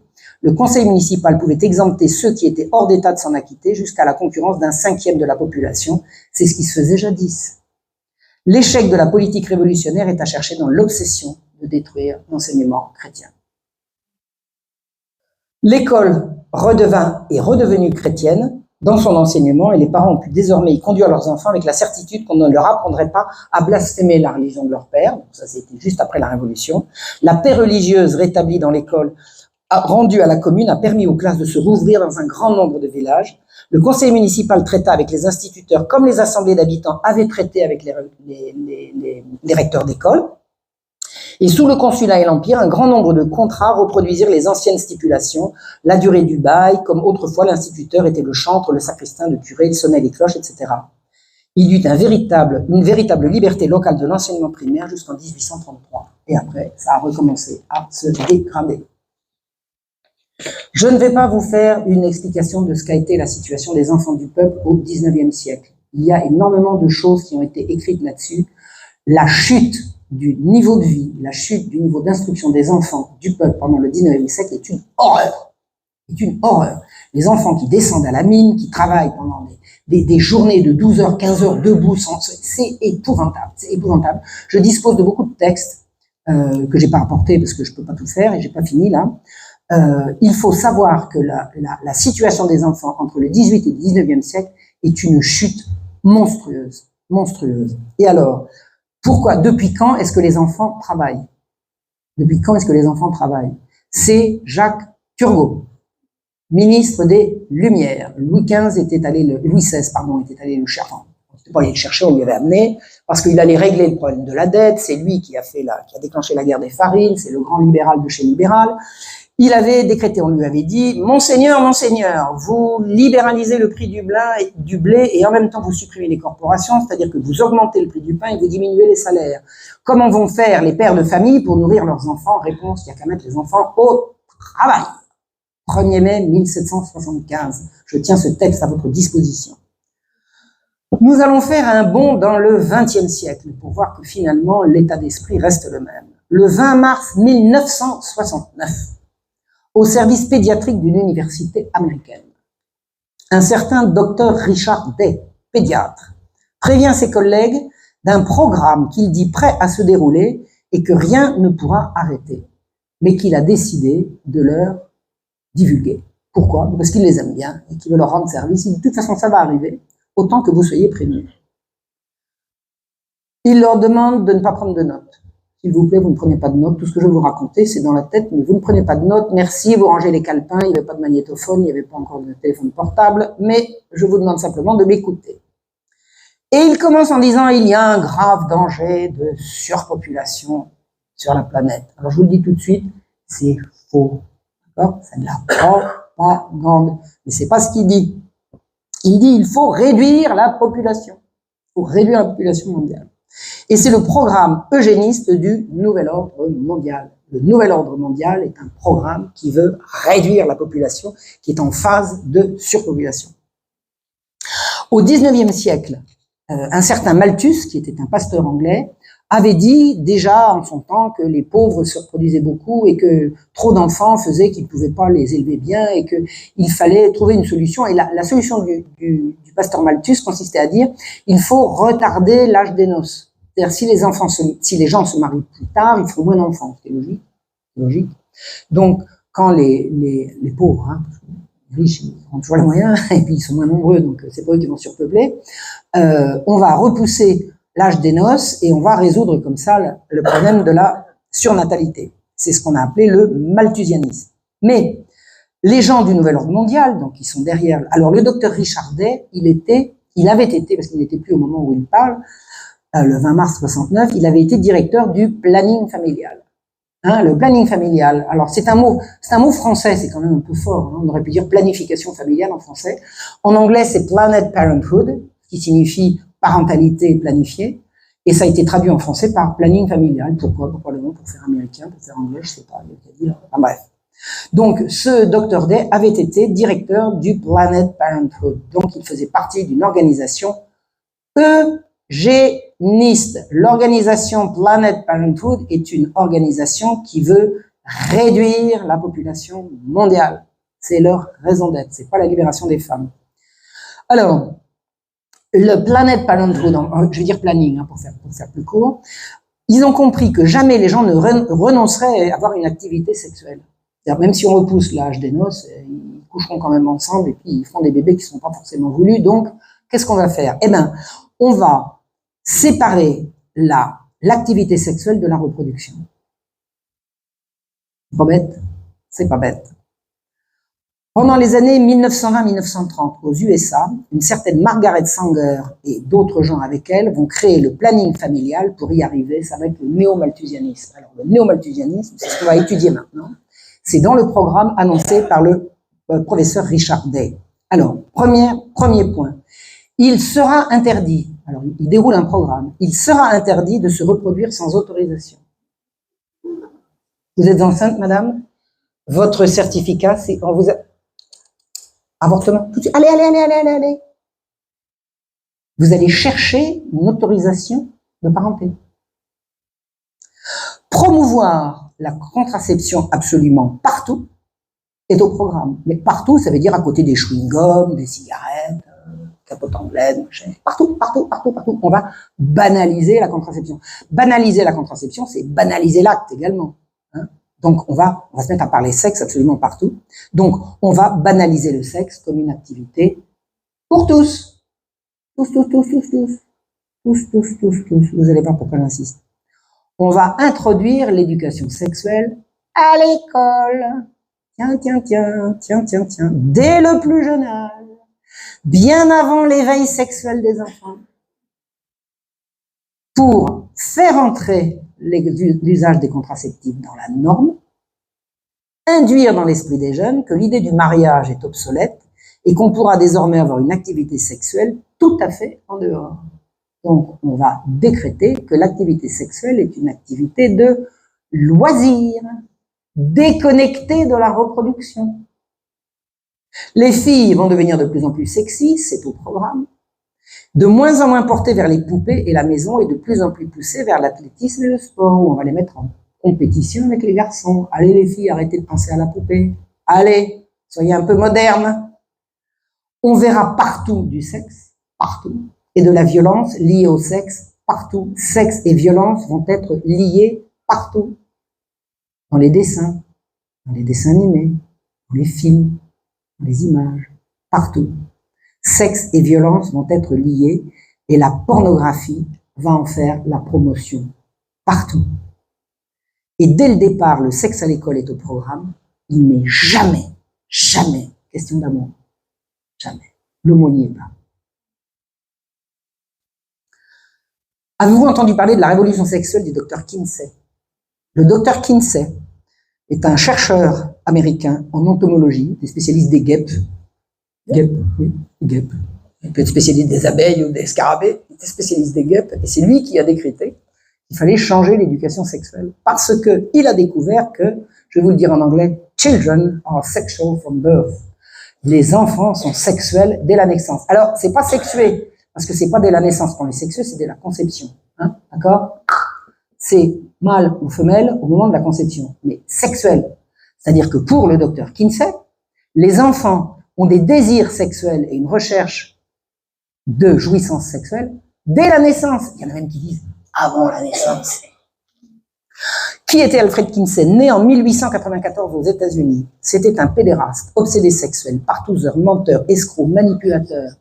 Il a consigné les impressions, écoutez bien, c'est affreux ce que je vais vous dire, je pense que beaucoup d'entre vous m'ont déjà entendu le dire, mais pas forcément tout le monde, et de toute façon, il y a certaines vérités, il faut les seriner, il faut que ça rentre. Il a consigné les impressions de maniaques qui ont violé des centaines d'enfants, et dont les témoignages serviront à affirmer que les enfants sont sexuels dès la naissance. Des hurlements, des évanouissements, des pleurs convulsifs ont été consignés comme autant d'orgasmes. Un enfant qui hurle et s'évanouit vient de jouir, marqué orgasme.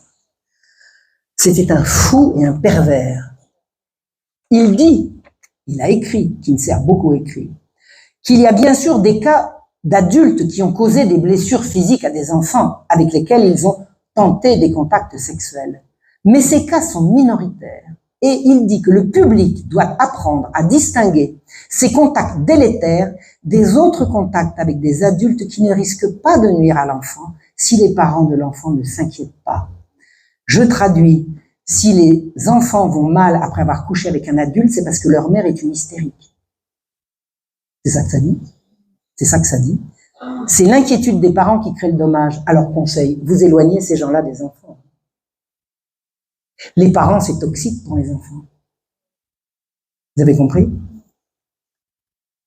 Savez-vous qu'en décembre 2012, sur France 2, le pédopsychiatre Marcel Ruffo, pédopsychiatre, le gars, il a fait ses 15 ans d'études, pas le bac, hein. Non, peut-être pas tant, non. Combien? 10? 10, 12, hein? Bref. Marcel Ruffo, il s'appelle. Il prend en ligne sur un plateau de télévision une mère d'une jeune femme qui se plaignait d'avoir été abusée vers l'âge de 3-4 ans avec un adulte qu'elle nommait. Alors, la mère demande au docteur Ruffo, quelle foi puis-je accorder à un tel récit?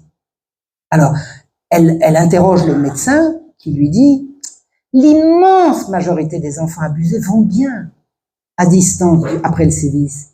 Elles ont bien sûr des craintes un peu précises, mais elles vont bien dans leur vie amoureuse, sexuelle, personnelle, professionnelle. Attendez, Ruffo dit que les enfants violés pendant leur enfance attendez, ils vont bien? Un pédopsychiatre vous raconte qu'on peut coucher avec des enfants, ils iront bien? Faut que je me calme. Et vous savez ce qu'il a proposé, Ruffo, à la mère? Pour remettre en ordre le psychisme dérangé de cette jeune femme qui a bien sûr tout inventé. Eh ben, la première chose à faire, c'est de vérifier auprès de la personne, citer les choses. De lui dire, voilà, notre fille dit ça, qu'est-ce que tu en penses? Ah ben, c'est pas bête. On va aller voir un pédophile et lui dire, au fait, t'as violé mon fils? Non. Ah, tu me rassures. Et on va le croire.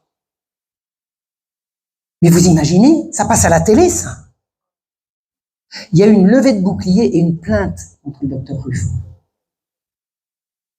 Eh bien, pour Kinsey, il est difficile de comprendre, et Ruffo, il n'est pas tombé, il n'a pas inventé ça, il est difficile de comprendre pourquoi un enfant, à l'exception de son conditionnement culturel, devrait être perturbé par le toucher de ses organes génitaux ou perturbé encore plus par des contacts sexuels spécifiques.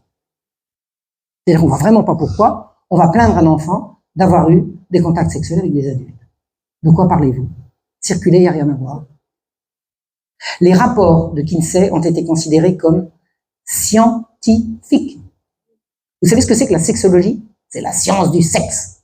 Et la base de la sexologie, c'est Kinsey. Lui, et pas un autre. Tout émane de lui. Tout émane de lui.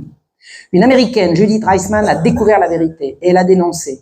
Kinsey fut le promoteur de l'homosexualité, de l'inceste et de la pédophilie, au titre que tout ce qui fait jouir est bien. T'as joui, mon chéri? Bien. T'as envie de jouir? Vas-y.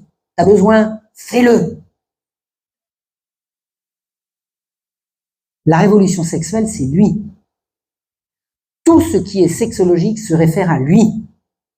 Et derrière lui, il y avait la CIA qui protégeait, l'Institut Rockefeller qui finançait, et Hugh Hefner qui faisait la promotion populaire. Hugh Hefner, c'est le fondateur de Playboy. En fait, tout le nouvel ordre mondial se réfère à Kinsey.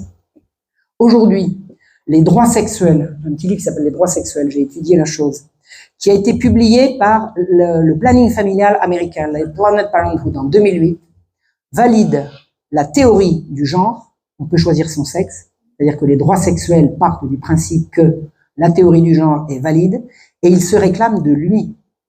Le lobby homosexuel, les LGBT, XYZ, là, se réclame de Kinsey. À l'heure actuelle, l'homosexualité est promue absolument partout, suite aux découvertes de Kinsey, comme l'avait annoncé le Dr Day. Dr Day, c'est 69, Kinsey, c'est 47, c'est 20 ans avant. On fait à l'heure actuelle du chantage au tiers-monde, notamment des pays africains. Alors j'ai visité un pays africain, je suis invité l'été prochain dans un autre. Je vous assure que les Africains, ils sont remontés comme des réveils contre ça, parce qu'on leur dit, vous voulez de l'aide au développement, il faut accepter l'agenda LGBT, c'est-à-dire le mariage homosexuel, la sexualisation des enfants, le changement de genre. Et les Africains, ils disent, non, vous n'aurez pas d'argent, eh ben gardez votre fric. On n'en veut pas. L'Afrique est absolument exemplaire en ce moment. Exemplaire. Alors je suis ça d'un peu loin parce que j'ai beaucoup de trucs à faire, mais je vous assure que je suis ça, et je suis contente que la deuxième fois que je suis invité en Afrique pour aller raconter ces trucs-là, je me trouve dire que là-bas j'ai un public, ils sont chauds, hein. Allez les Africains. Donc, et c'est le chantage. Vous vous rendez compte, chantage vous voulez de l'argent pour vous développer? C'est très bien, vous adoptez le mariage homosexuel. Eh ben non. Non. Vous n'aurez pas d'argent? Ben non. Non. Gardez votre fric. On garde, attendez. C'est chaud, hein. Avant Kinsey, alors l'Amérique, à l'époque où Kinsey a sorti ses rapports, l'Amérique était pudique et même pudibonde. Beaucoup plus pudibonde que les Français. Les Français, ça a quand même toujours été, c'est pas qu'on était forcément grivois, mais enfin bon, vive la vie, quoi. Les Américains, c'était quand même plus... Qu'est devenue l'Amérique? Qu'est devenue l'Amérique? Avant Kinsey, en Amérique, le sexe vivait dans l'intimité du couple marié. Depuis Kinsey, c'est une activité de loisir déconnectée de la reproduction, du couple et même de l'intimité. Et la sexualité, maintenant, concerne les enfants. Ah bah oui, les enfants, ils ont le droit. Vous savez qu'il y a les droits de l'enfant, maintenant? Les droits de l'enfant, les droits sexuels, ça fait partie des droits de l'enfant. Tout le monde a le droit de jouir, et les enfants aussi. Pourquoi vous voulez interdire aux enfants de jouir? Vous n'avez pas honte. Mais ils ont le droit de l'enfant. Non, mais il y a des gens qui ne croient pas, mais allez voir les textes. C'est public. C'est public. Et chose nouvelle, absolument, et ça, c'est ça nouveau depuis Kinsey, c'est que maintenant, ça concerne les pouvoirs publics. Il y a toujours eu des gens qui faisaient ce qu'ils voulaient de leurs mœurs, mais ils n'étaient pas au gouvernement et ils n'imposaient pas aux autres. Alors que maintenant, la destruction de toute la morale sexuelle familiale qui a créé nos civilisations, je dis bien toutes nos civilisations, pas seulement la nôtre, celle des voisins, celle des gens d'à côté, ça a toujours été fondé sur la retenue en la matière. Maintenant, c'est juste l'inverse, et c'est les pouvoirs publics qui ont pris ça en main. C'est entièrement nouveau, il n'y a pas de précédent dans aucune civilisation, à ma connaissance. Si vous en connaissez une, vous m'expliquez. On m'expliquait que Rome, la Rome de la décadence, c'était tout le monde couchait avec tout le monde. Ben oui, mais c'était la décadence, précisément. C'était précisément la décadence. C'était pas la montée de la Rome républicaine où les mœurs étaient quand même surveillées. L'influence de Kinsey a été phénoménale en deux rapports complètement frauduleux. Alors les rapports de Kinsey n'ont pas été frauduleux que pour ce qui concerne la sexualité des enfants. Il a bidonné des interviews d'adultes en allant interviewer des hommes dans des prisons pendant la guerre pour faire un tableau de la sexualité des hommes. Alors, pendant la guerre, c'est-à-dire pendant qu'une grande partie de la population des pères de famille était en Europe, quoi. Hein. Pendant la guerre, ils étaient sous les drapeaux. Donc, il n'y avait pas beaucoup d'hommes qui restaient. Il était allé en interviewer dans les prisons. Et alors, vous allez interviewer un prisonnier, vous lui demandez ses pratiques sexuelles, puis après, vous allez faire la moyenne en disant que les Américains sont comme ça. Non, mais vous imaginez la sexualité dans les prisons, en blague. Il a fait violer des enfants par un pédophile pour parler de sexualité infantile, c'est ce que je voulais raconter. Et il a assuré la promotion du sexe comme loisir, et il a promu la ringardisation de la morale au nom de la science. C'est-à-dire que si vous dites, mais enfin c'est pas bien, on vous parle pas de bien ou de mal, on vous parle de scientifiquement établi que. Et c'est comme ça qu'on vous berne. C'est comme ça qu'on vous berne. Quand vous dites bien ou mal, on dit, mais arrêtez de parler bien ou mal, on vous parle pas de ça. On vous dit scientifiquement établi ou pas. Aucune critique, aucune demande d'enquête, aucune interpellation publique n'a jamais réussi à déclencher le début d'une enquête sur les méthodes et les travaux de Kinsey. Kinsey sert de référence à tout le monde, il n'y a jamais eu d'enquête indépendante sur ses recherches. Il n'y a que Judith Reisman qui a fait ça toute seule comme une grande. Elle a été soutenue par des gens absolument héroïques, mais globalement, elle a fait son truc toute seule. J'ai eu le privilège, l'avantage, le grand bonheur de la connaître et de devenir son amie. Elle est morte il y a quelques années, elle a laissé un travail absolument considérable. Elle a vraiment démonté toute cette imposture. C'est une imposture intégrale. Tous les programmes de promotion de la sexualité à l'école sont fondés sur l'imposture Kinsey. Judith Reisman avait été sollicitée par Reagan, le président Reagan, pour commencer une enquête sur ses travaux. Elle a été obligée d'abandonner, tellement la pression du lobby a été forte. Des juristes ont entrepris, fort des données de Kinsey, de réformer le code pénal américain. Sous la protection, toute la protection contre le viol des femmes et des enfants est tombée. Vous êtes sûr qu'elle était là? Tu es d'accord? Vous êtes sûr? Allez hop. Tout ce qui permettait avant de protéger les femmes et les enfants est tombé. Le pornographe Hefner, le fondateur et animateur de Playboy, a fondé, avec l'aide de Rockefeller, le Conseil pour l'information et l'éducation à la sexualité qui s'appelle le CIECUS, organisme dédié au sexe à l'école. Et le CIECUS, c'est l'organisme auquel se réfèrent les Nations Unies pour les programmes qu'on impose à présent dans les écoles. Donc c'est Hefner qui en a eu l'idée et c'est lui qui l'a financé au début. Tout Kinsey, rien que du Kinsey, sur les bancs de la classe. C'est de l'éducation, c'est de la science, donc c'est sérieux, donc on peut le reprendre. Le CIECUS a reçu le soutien du planning familial, de l'UNESCO et de toutes les ONG affiliées. Tout le monde se réclame du CIECUS. L'OMS, l'UNESCO, l'UNICEF, l'Europe, l'ECOSOC, tout le monde se réfère à eux. L'Organisation mondiale de la santé promeut le sexe à l'école sur la planète entière au titre de la santé sexuelle. Pas beau ça? La santé sexuelle. Et il promeut l'homosexualité de toutes les manières possibles. Le déferlement de la pornographie et de la violence sexuelle qui s'abat sur le monde n'est pas à chercher ailleurs.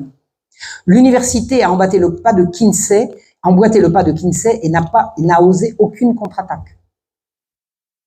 On gave les enfants de sexe dès les petites classes où est apparu le viol des enfants par des enfants. Maintenant, on fait des tournantes dans les cours d'école, dans les cours de récré, des écoles maternelles. Et le dernier truc en date que j'ai trouvé, parce que je cherche pas, ça me tombe sur la boîte aux lettres, enfin, bref, le dernier truc en date, c'est que maintenant, les petites filles font des tournantes aux petites filles. Une petite fille peut se faire violer par d'autres petites filles en tournante, pendant que l'institutrice qui garde la cour de récré regarde ailleurs. Sinon, ça se ferait pas, je suis désolé. Le résultat est une société éclatée, sans lien, faite d'individus esclaves de leur sens à qui on fait accroire que jouir est un droit. Les enfants sont méthodiquement dressés contre leurs parents, à qui on interdit tout droit de correction au titre des droits de l'enfant. Si vous cherchez l'ennemi, c'est les droits de l'enfant. Il n'y a pas de droit de l'enfant. Toutes les pratiques sexuelles les plus déviantes et mortifères sont promis et enseignées.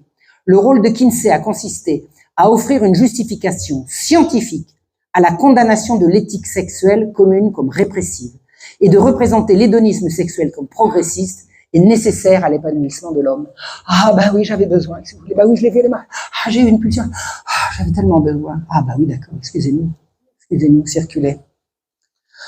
À l'UNESCO, en mai 2010, sont parus les principes directeurs de l'éducation sexuelle destinés à tous les professionnels de l'enseignement. Et tout, tu as reçu ça, je suppose, Valérie. L'UNESCO, en mai 2010, principe directeur sur l'éducation sexuelle. Ils disent qu'il faudra éduquer, alors j'ai lu le document, hein, je l'ai eu entre les mains. Il faudra inculquer aux enfants de 5 et 8 ans que l'individu a le droit de prendre ses propres décisions. Et les parents, là-dedans, si l'individu, c'est-à-dire l'enfant, a le droit de prendre ses décisions, les parents sont éjectés. C'était déjà comme ça sous la Compagnie des Saint-Sacrements. Les parents n'ont pas besoin de ces gens-là, hein, vous vous souvenez? Les parents et les autres membres de la famille guident et orientent les enfants dans leurs décisions. Guident et orientent, ils décident plus. Guident et orientent, c'est ça les parents. Donc les parents sont relégués au rôle de vagues conseillers occasionnels et surtout de nourriciers payeurs. Ne vous inquiétez pas, quand il s'agit de payer la note, là on sait les trouver les parents. Ils disent des adultes de confiance peuvent être source d'aide et de soutien. Des quoi? Des adultes de confiance de qui? Confiance des services sociaux peut-être? Confiance de gosses qu'on aura tirés par des sucettes, des bonbons. C'est quoi cette histoire? Quelle garantie a-t-on qu'un adulte de confiance ne soit pas justement un suborneur? Et qui c'est qui va choisir? C'est l'enfant? Non mais c'est quoi ça? C'est le programme de l'UNESCO. Il faut définir ce qu'est un abus sexuel. Il faut que les enfants entre 5 et 8 ans ils sachent ce que c'est qu'un abus sexuel. Vous êtes d'accord que c'est le moment de leur expliquer? Alors on leur explique qu'il existe des pratiques positives et des pratiques néfastes. Ah oui, c'est quoi les pratiques positives? On peut savoir. Et des pratiques néfastes qui ont une incidence sur la santé et le bien-être dans la société. Des attouchements incorrects et des relations sexuelles non désirées et imposées comme le viol sont des formes d'abus sexuels. Mais alors, des relations sexuelles désirées et non imposées, on peut alors? C'est ça que ça veut dire? Je sais pas, c'est moi qui ai l'esprit mal tourné ou vous comprenez comme moi? Moi, je comprends qu'il existe des attouchements corrects et des relations sexuelles désirées et non imposées. C'est ça que je comprends de ce qu'ils disent. On introduit ici l'idée que si l'enfant est d'accord, il n'y aura pas d'abus. Bah ouais, c'est ça que ça veut dire. Et on parle d'enfants de 5 ans. 5 à 8 ans.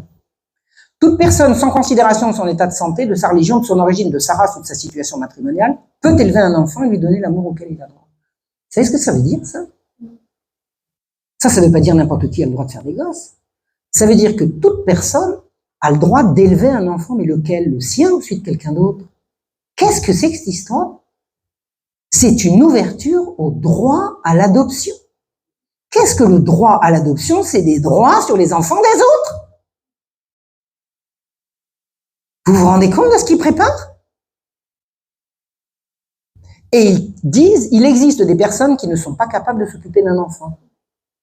Bah, ceux qui les ont fait, par exemple. Hein? C'est la justification des enlèvements d'enfants aux familles pour les donner à des familles d'accueil. Et là, c'est une épidémie en France en ce moment. C'est une calamité. C'est une calamité. On enlève les enfants à leur famille par dizaines de milliers. En Angleterre, on arrache les enfants pauvres du ventre de leur mère à titre préventif à la clinique. Les travailleurs sociaux sont au pied du lit, ils retirent l'enfant parce que la mère est trop pauvre.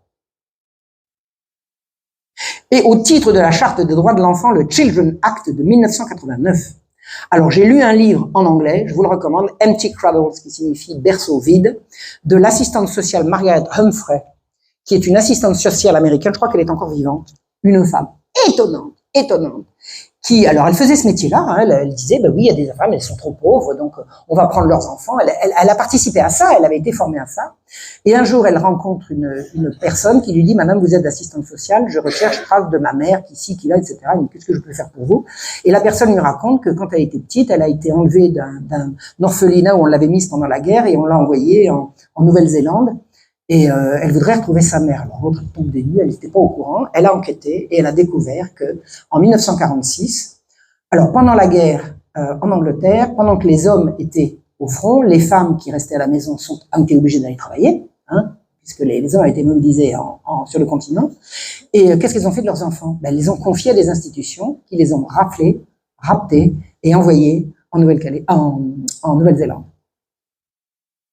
Et ces enfants ont disparu. Des mères ont fait des pieds et des mains pour retrouver les traces de leurs enfants. On leur a dit, vous en inquiétez pas, ça vous regarde plus, de toute façon ils sont à l'abri, ils sont bien mieux là où ils sont, papa. Et Margaret Humphrey a fait une recherche, elle a retrouvé les enfants, elle a retrouvé les parents, elle les a réunis.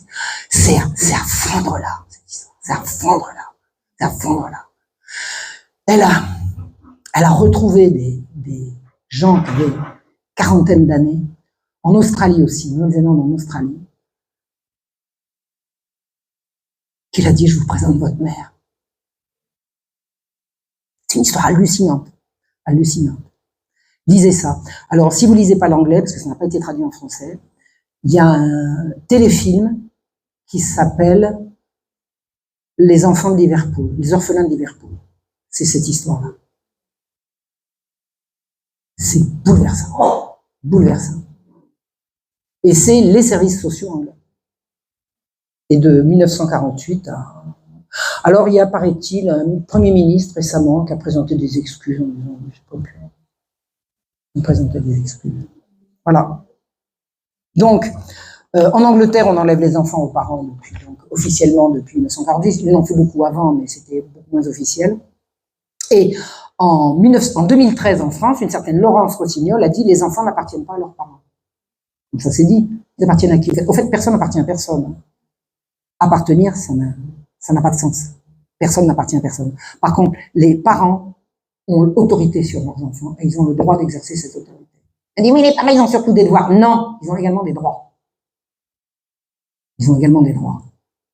L'arrachage des parents, des enfants à leur famille par l'ASE, aide sociale à l'enfance, devient un phénomène de société. Des milliers de parents éplorés se battent contre les placements abusifs. C'est le sujet du moment. Renseignez-vous là-dessus. C'est le sujet du moment.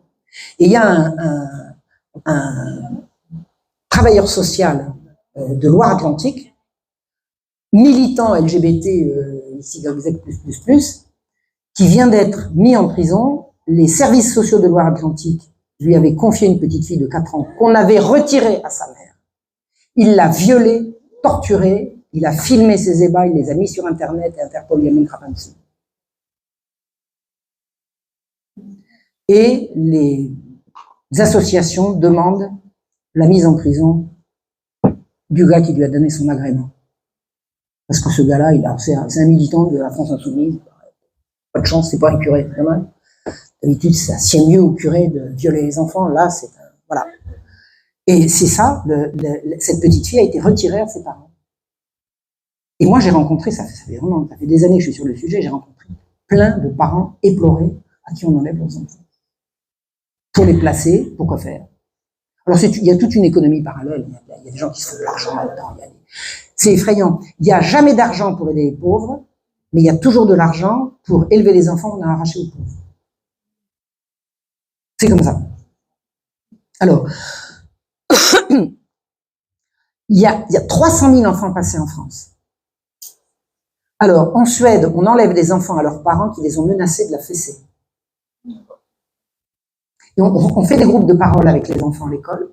On les fait parler. Il y en a un qui s'est passé hier. Il a dit, ah, mais hier, on avait fait une contre-l'air. Maman, on a dit qu'elle allait mettre une claque. Paf, le soir, la flic arrive.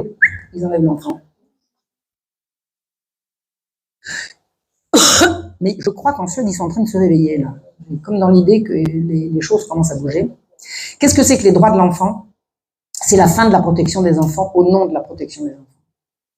Les droits de l'enfant, c'est la négation de l'autorité paternelle. Et l'autorité paternelle est la meilleure garantie de la protection de l'enfance. Alors, je dis pas qu'il n'y a pas des pères abusifs, je connais le problème, mais globalement, le père est le protecteur né de ses enfants. Et à l'heure actuelle, les pères ne sont plus les protecteurs nés, c'est des paternalistes, c'est des ennemis, c'est des cogneurs. On a transformé les pères en ennemis du genre humain. Il faut rétablir le patriarcat. Vive le patriarcat. C'est le patriarcat qui a créé la famille, c'est la famille qui crée la cellule dans laquelle l'individu peut se développer et être heureux. On détruit la famille, le nouvel ordre mondial, c'est la destruction de la famille par la destruction des enfants.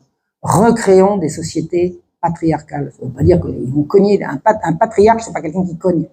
Le père, c'est celui qui détient l'autorité et le pouvoir de protéger les siens. Le droit de protéger les siens. Le droit et le pouvoir de protéger les siens. Avant, si le père disait non, ça s'arrêtait là. Maintenant, il dit t'as eu tort. On peut retirer des enfants à un père qui a refusé que sa fille s'habille comme une pute. Bah oui, et ses droits sexuels, qu'est-ce que vous en faites? La fille, elle a bien le droit. Si la fille a des droits, le père n'en a plus. Faut savoir, faut choisir maintenant. Faut choisir. L'OMS, l'Organisation mondiale, j'ai bientôt fini, l'Organisation mondiale de la santé, a défini des standards pour l'éducation sexuelle en Europe. La même année, 2010, mais c'est toujours valide. Alors, en préalable, ils disent que la psychologie, et plus spécialement la psychologie du développement, montre que les enfants naissent sexués. C'est du Kinsey. C'est du Kinsey. D'abord, on dit pas sexué, on dit sexuel, mais bref. Il dit, l'éducation sexuelle commence dès la naissance. Dès la naissance. Comment avez-vous éduqué un bébé au moment qu'il vient de naître? En quelle langue?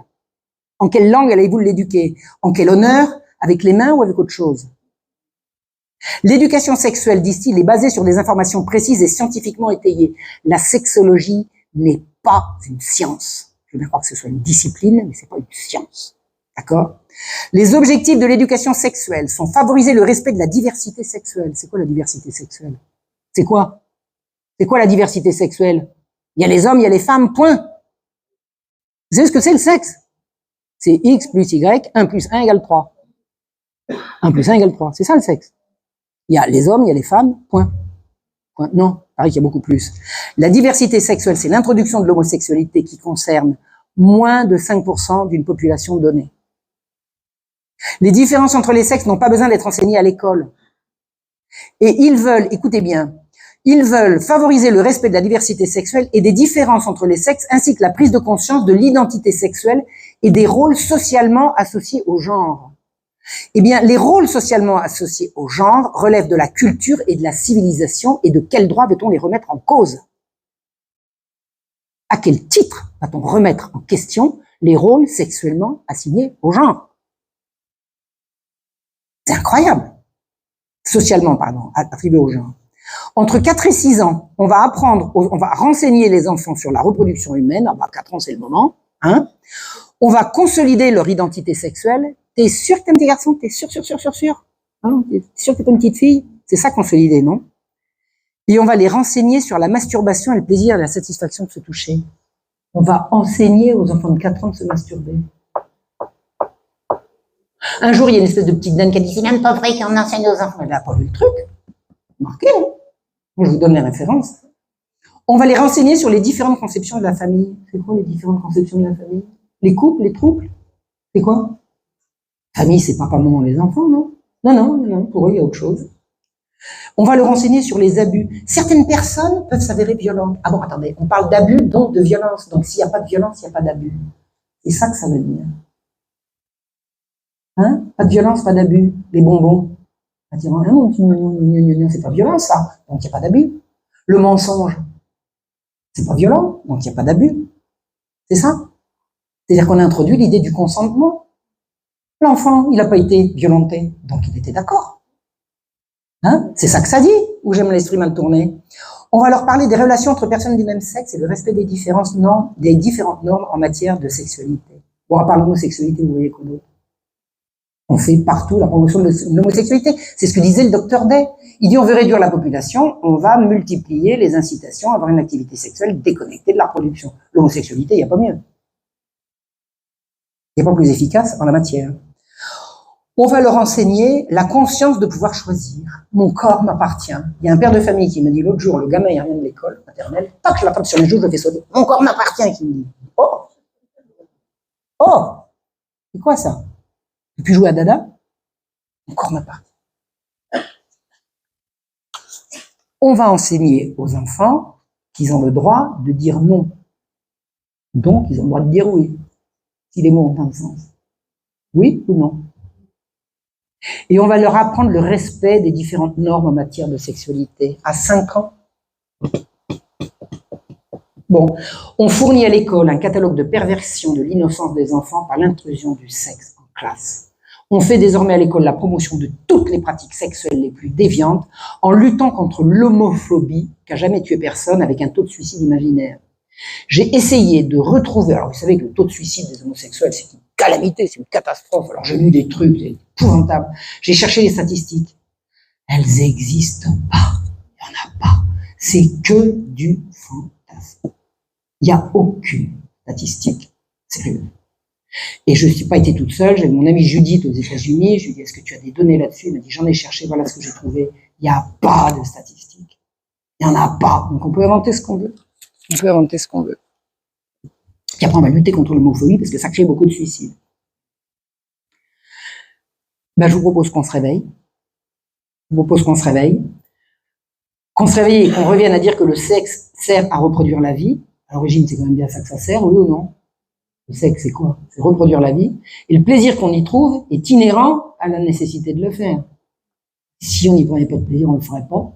Et si on ne le faisait pas, on ne se reproduirait pas, donc la vie s'arrêterait. Donc le plaisir est rigoureusement indispensable, l'affaire est entendue, à la perpétuation de la vie, qui est quand même le but. Oui ou non? Oui ou non? Le plaisir est un moyen et pas un but. Et ils ont fait du plaisir un but en soi. Et tout ce qui sort de ce but, ça passe par la case avortement. On a constitutionnalisé l'avortement en France. Constitutionnalisé. Je discutais récemment avec quelqu'un, il me dit, mais enfin, une fille qui peut absolument pas, elle va faire un gosse avec une vie pourrie. Je dis, mais il n'y a aucune obligation à faire d'un gosse non désiré une vie pourrie. On peut lui trouver un parent, un adoptant, bienveillant, avec qui on va décider ensemble que cet enfant sera à l'abri. Il y a tellement de gens qui n'ont pas d'enfants qui sont... Mais sans passer par l'autorité de ces prédateurs qui les volent et qui les violent et qui les vendent. Je veux dire, on peut très bien imaginer que les femmes qui se retrouvent enceintes d'enfants qu'elles n'ont pas voulu puissent trouver des solutions pour donner la vie à cet enfant sans passer par ces horreurs et que ces enfants grandissent bien dans des familles aimantes. Et pour ça, il faut se débarrasser de tous ces prédateurs. Oui, ça remonte loin la prédation contre les enfants. Moi, je suis remontée à 1631, mais je sais que ça existait avant. Hein. Donc, revenons au principe de base. Si on n'avait pas de plaisir à manger, on mourrait de faim. On est d'accord. Et si on n'avait pas de plaisir à faire des bébés, ben la vie s'arrêterait. Alors, on va faire taire tous ces malades et puis on va faire rentrer le sexe là d'où il n'aurait jamais dû sortir. C'est dans l'espace de l'intimité. Mêlez-vous de vos fesses, du couple. Arrêtez avec toutes vos déviances. Et sacré. Parce que le sexe, c'est l'amour. Et l'amour, c'est sacré. Je vous remercie.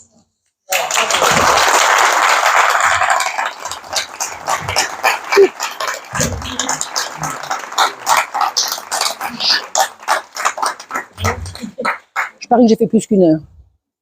1 heure et demie au moins, non? Hein? Une petite heure, elle avait dit...